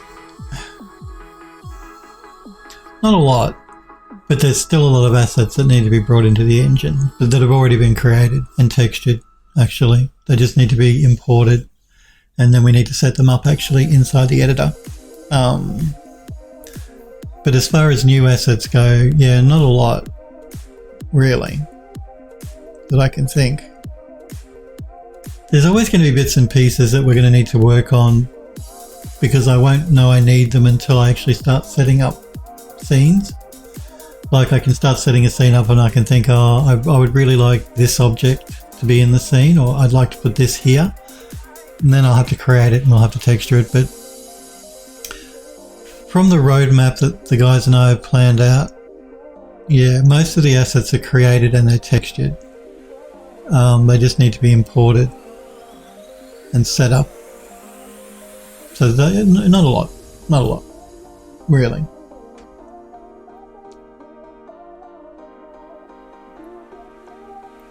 It's basically setup work in Unreal. A lot of setup work and probably a lot of scripting and stuff still to get things to interact and to work together and all that sort of jazz, which sounds simple and easy, but it's really, really not. You know, Smurf can tell you with Python scripting, it's not until you start putting this, until you actually start doing the scripting that you realize you run into issues, bugs, and it can take a little while to work the bugs out. That tends to be the longest, really. Smurf says everything's easy when you say words. That's right. But asset-wise, no, not a lot. Not a lot left to do, to create.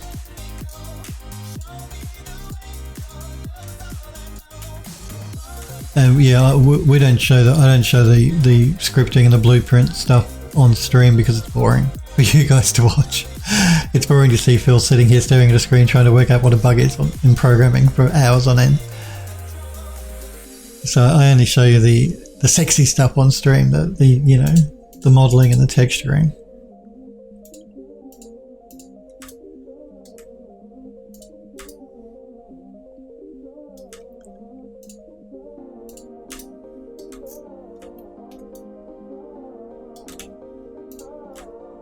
Oh, wrong one.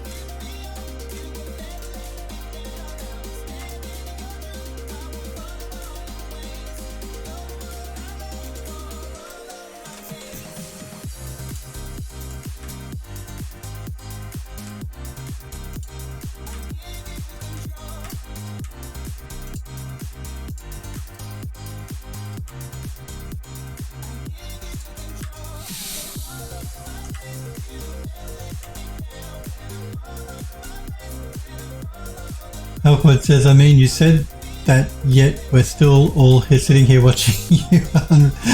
Hang on, what are you complaining about here? You said that, yet we're still all sitting here watching you UV unwrap. Well, I haven't finished the car. I mean, what are you complaining about now? I mean, really? Can't just click my fingers and these things are done. As nice as that would be, it's just not how things work in the real world.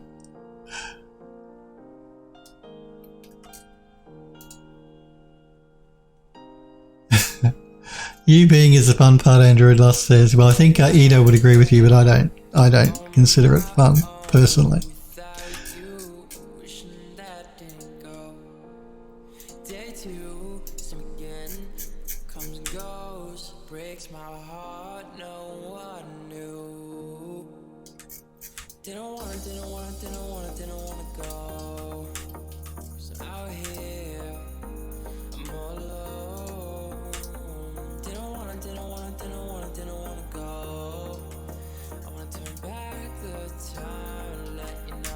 I think it's very, very tedious work.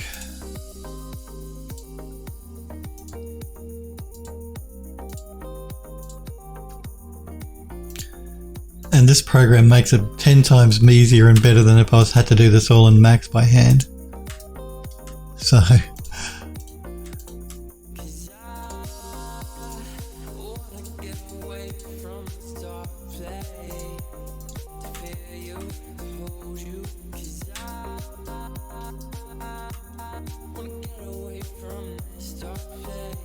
Snappy Girl says that's so true. Snappy Girl says only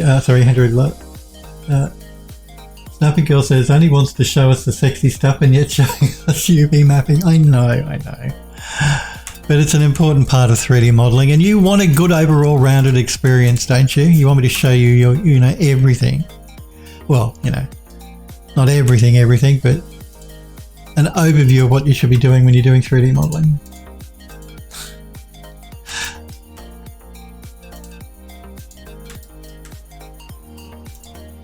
I know UV mapping is not sexy.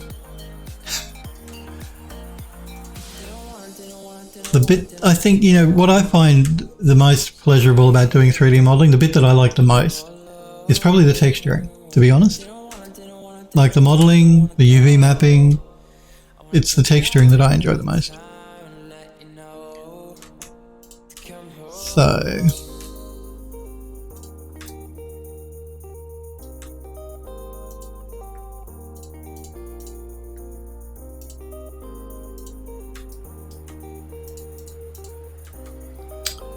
wow, I did not do a good job of that at all. I think it's because trying to do too many pieces at once. We may have to simplify a bit, I think.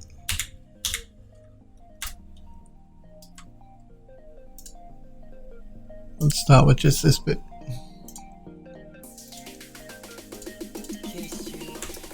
Do some cleanup, the obligatory cleanup work.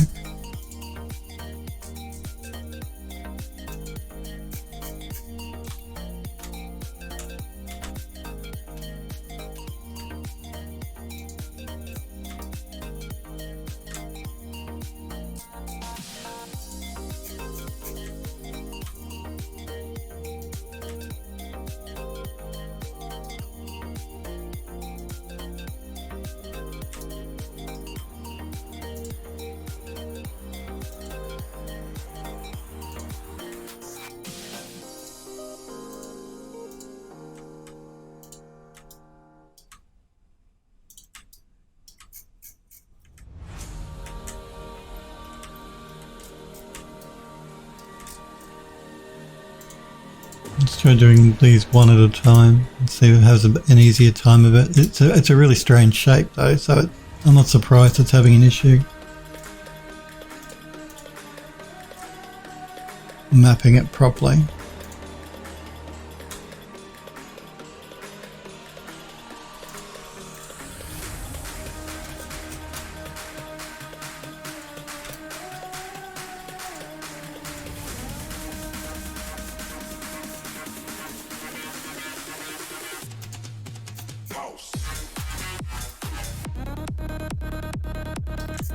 In fact, we might see if we can use one of the help mapping for this, I think.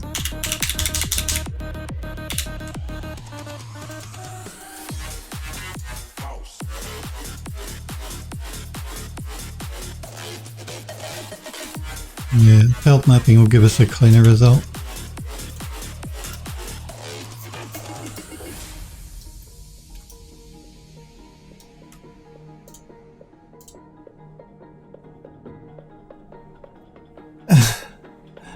Smurf says unwrapping in Max. Max's unwrapping tools are not bad because again it's based Autodesk based the unwrap tools on Rhizome, the guy that wrote Rhizome years ago. Autodesk bought the rights to include the algorithm or whatever it is that the guy that created Rhizome created, so that they could incorporate it into Max's built-in tools. Now Rhizome has been updated many times since then, and I don't think Autodesk have updated the unwrap tools in Max.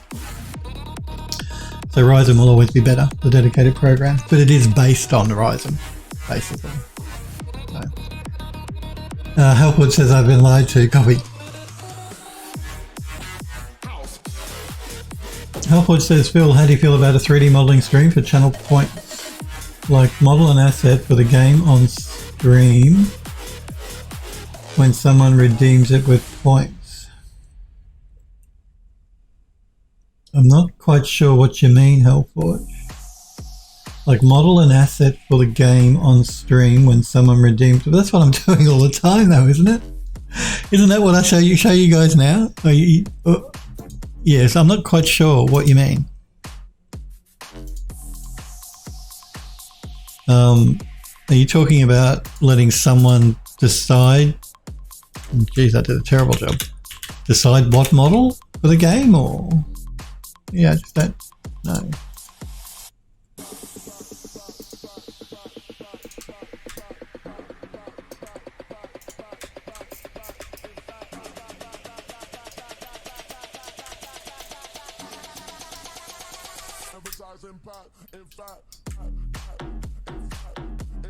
So yeah, I'm not sure what you mean, Hellforge. What do you mean? How about a 3D modeling stream, which is what I do. I'm a 3D modeler.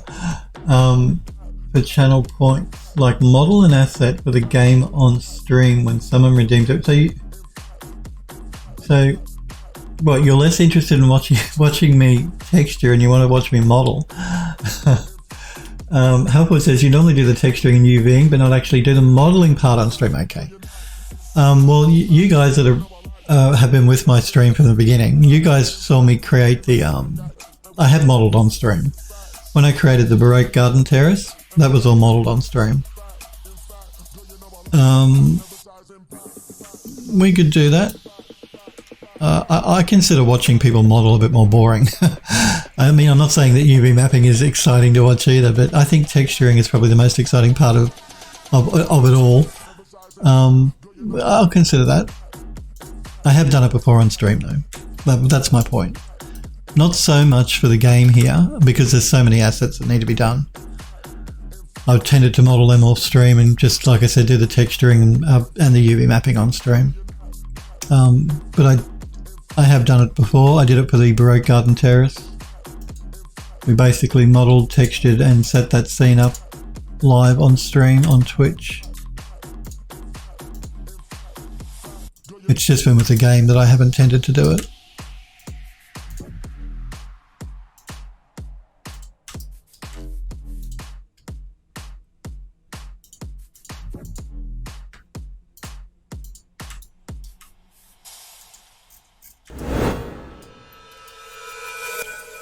We're almost there. Almost. Almost. Don't know that we're going to get it done today though. We'll do our best.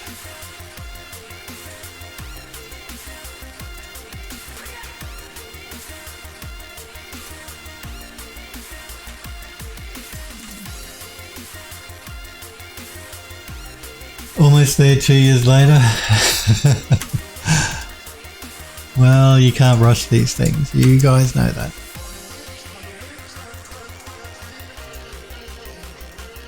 These things cannot be rushed.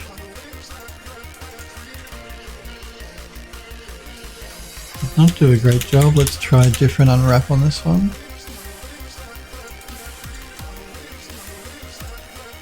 Yeah.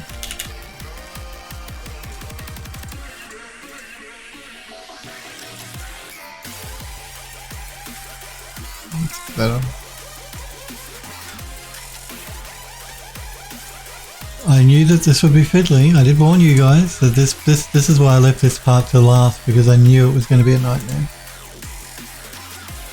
A fiddly nightmare.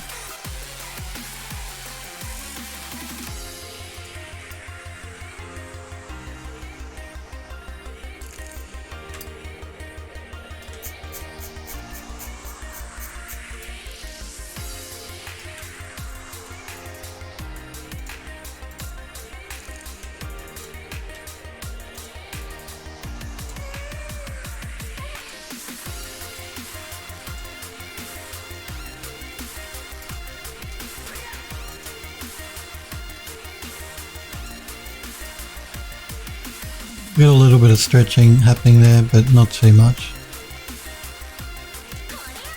We should be good.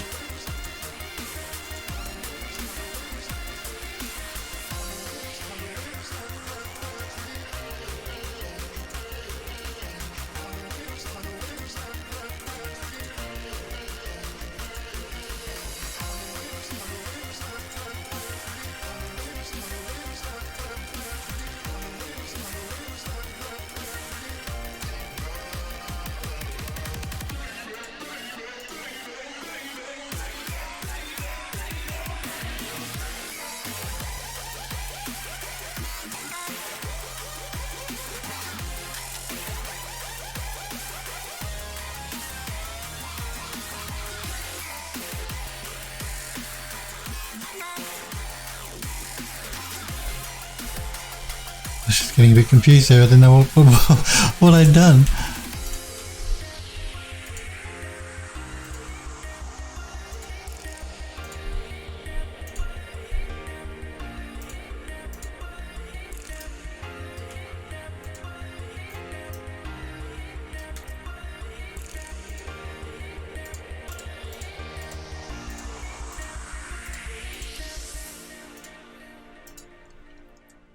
I hit the wrong button by mistake. That's what I'd done.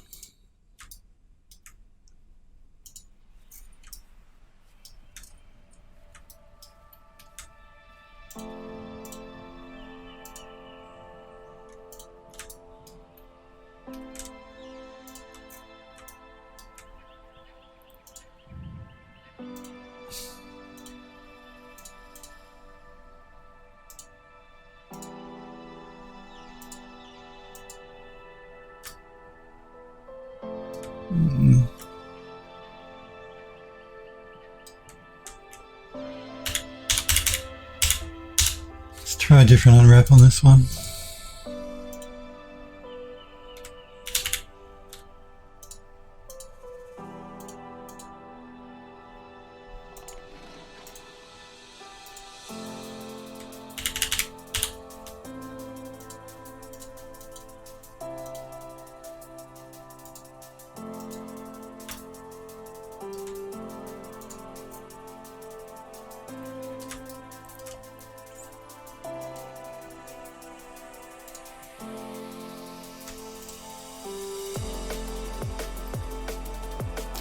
Now I'm not going to bother UV mapping the back sphere here because we have a dial, a texture that sits over the top of this, so.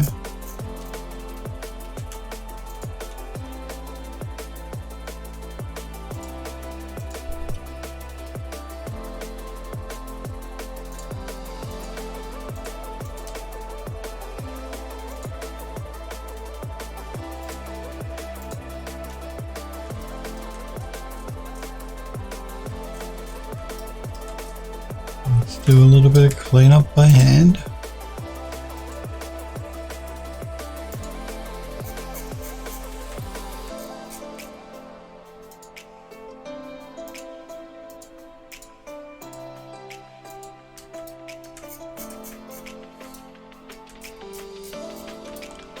What's it doing here?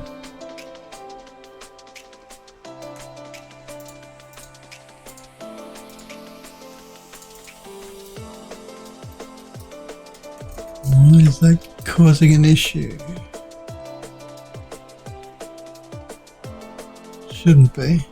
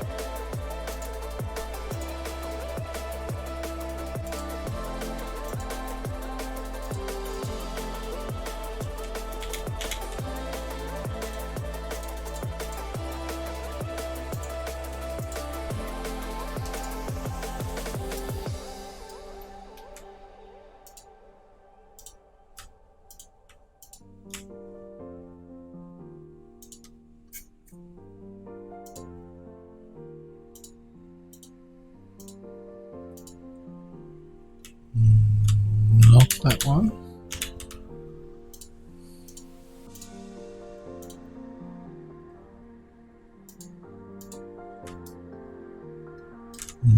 Not that one either. Let's try.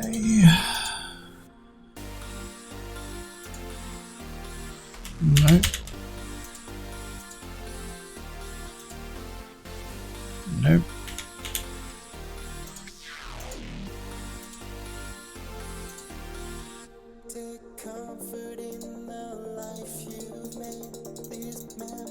Just going to run the optimize on this a few times to straighten it out a little bit.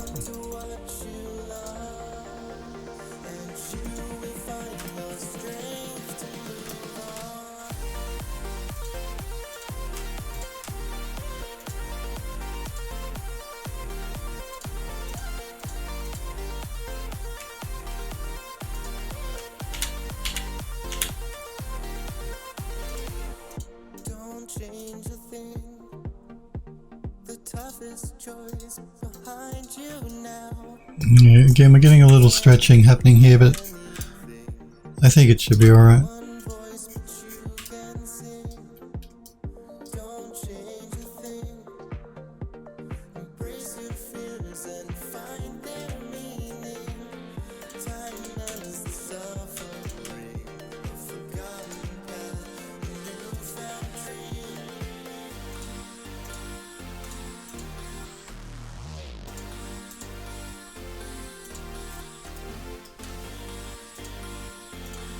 Don't think we're going to get it UV map today, but we're nearly there. We've almost got it all finished, I should say. Almost. So what have we got left here? We've got a lot of the bolts to do and a few bits and pieces on the interior. Not a lot though. We're almost done. This is the last piece to UV map, then we can start texturing it up. But I think we might leave that until, let's send that back to Max before we lose what we've done.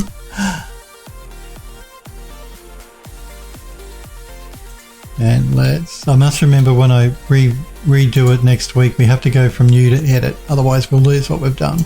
Remind me. That would be bad. Well, even if we did make a mistake, we can always jump back because of the modify stack, but let's just save our file. And we might call it a day, because Phil's tired. Alpha says coffee to celebrate your victory over the UV. Sounds like a good plan to me.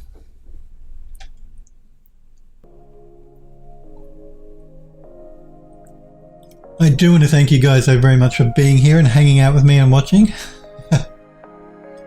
Nerf says, but it's like 10 a.m. here. 10 a.m. there. It's not 10 a.m. now, it's midday. It's lunchtime for me. So that's what I'm going to go and do now. I'm going to have something to eat.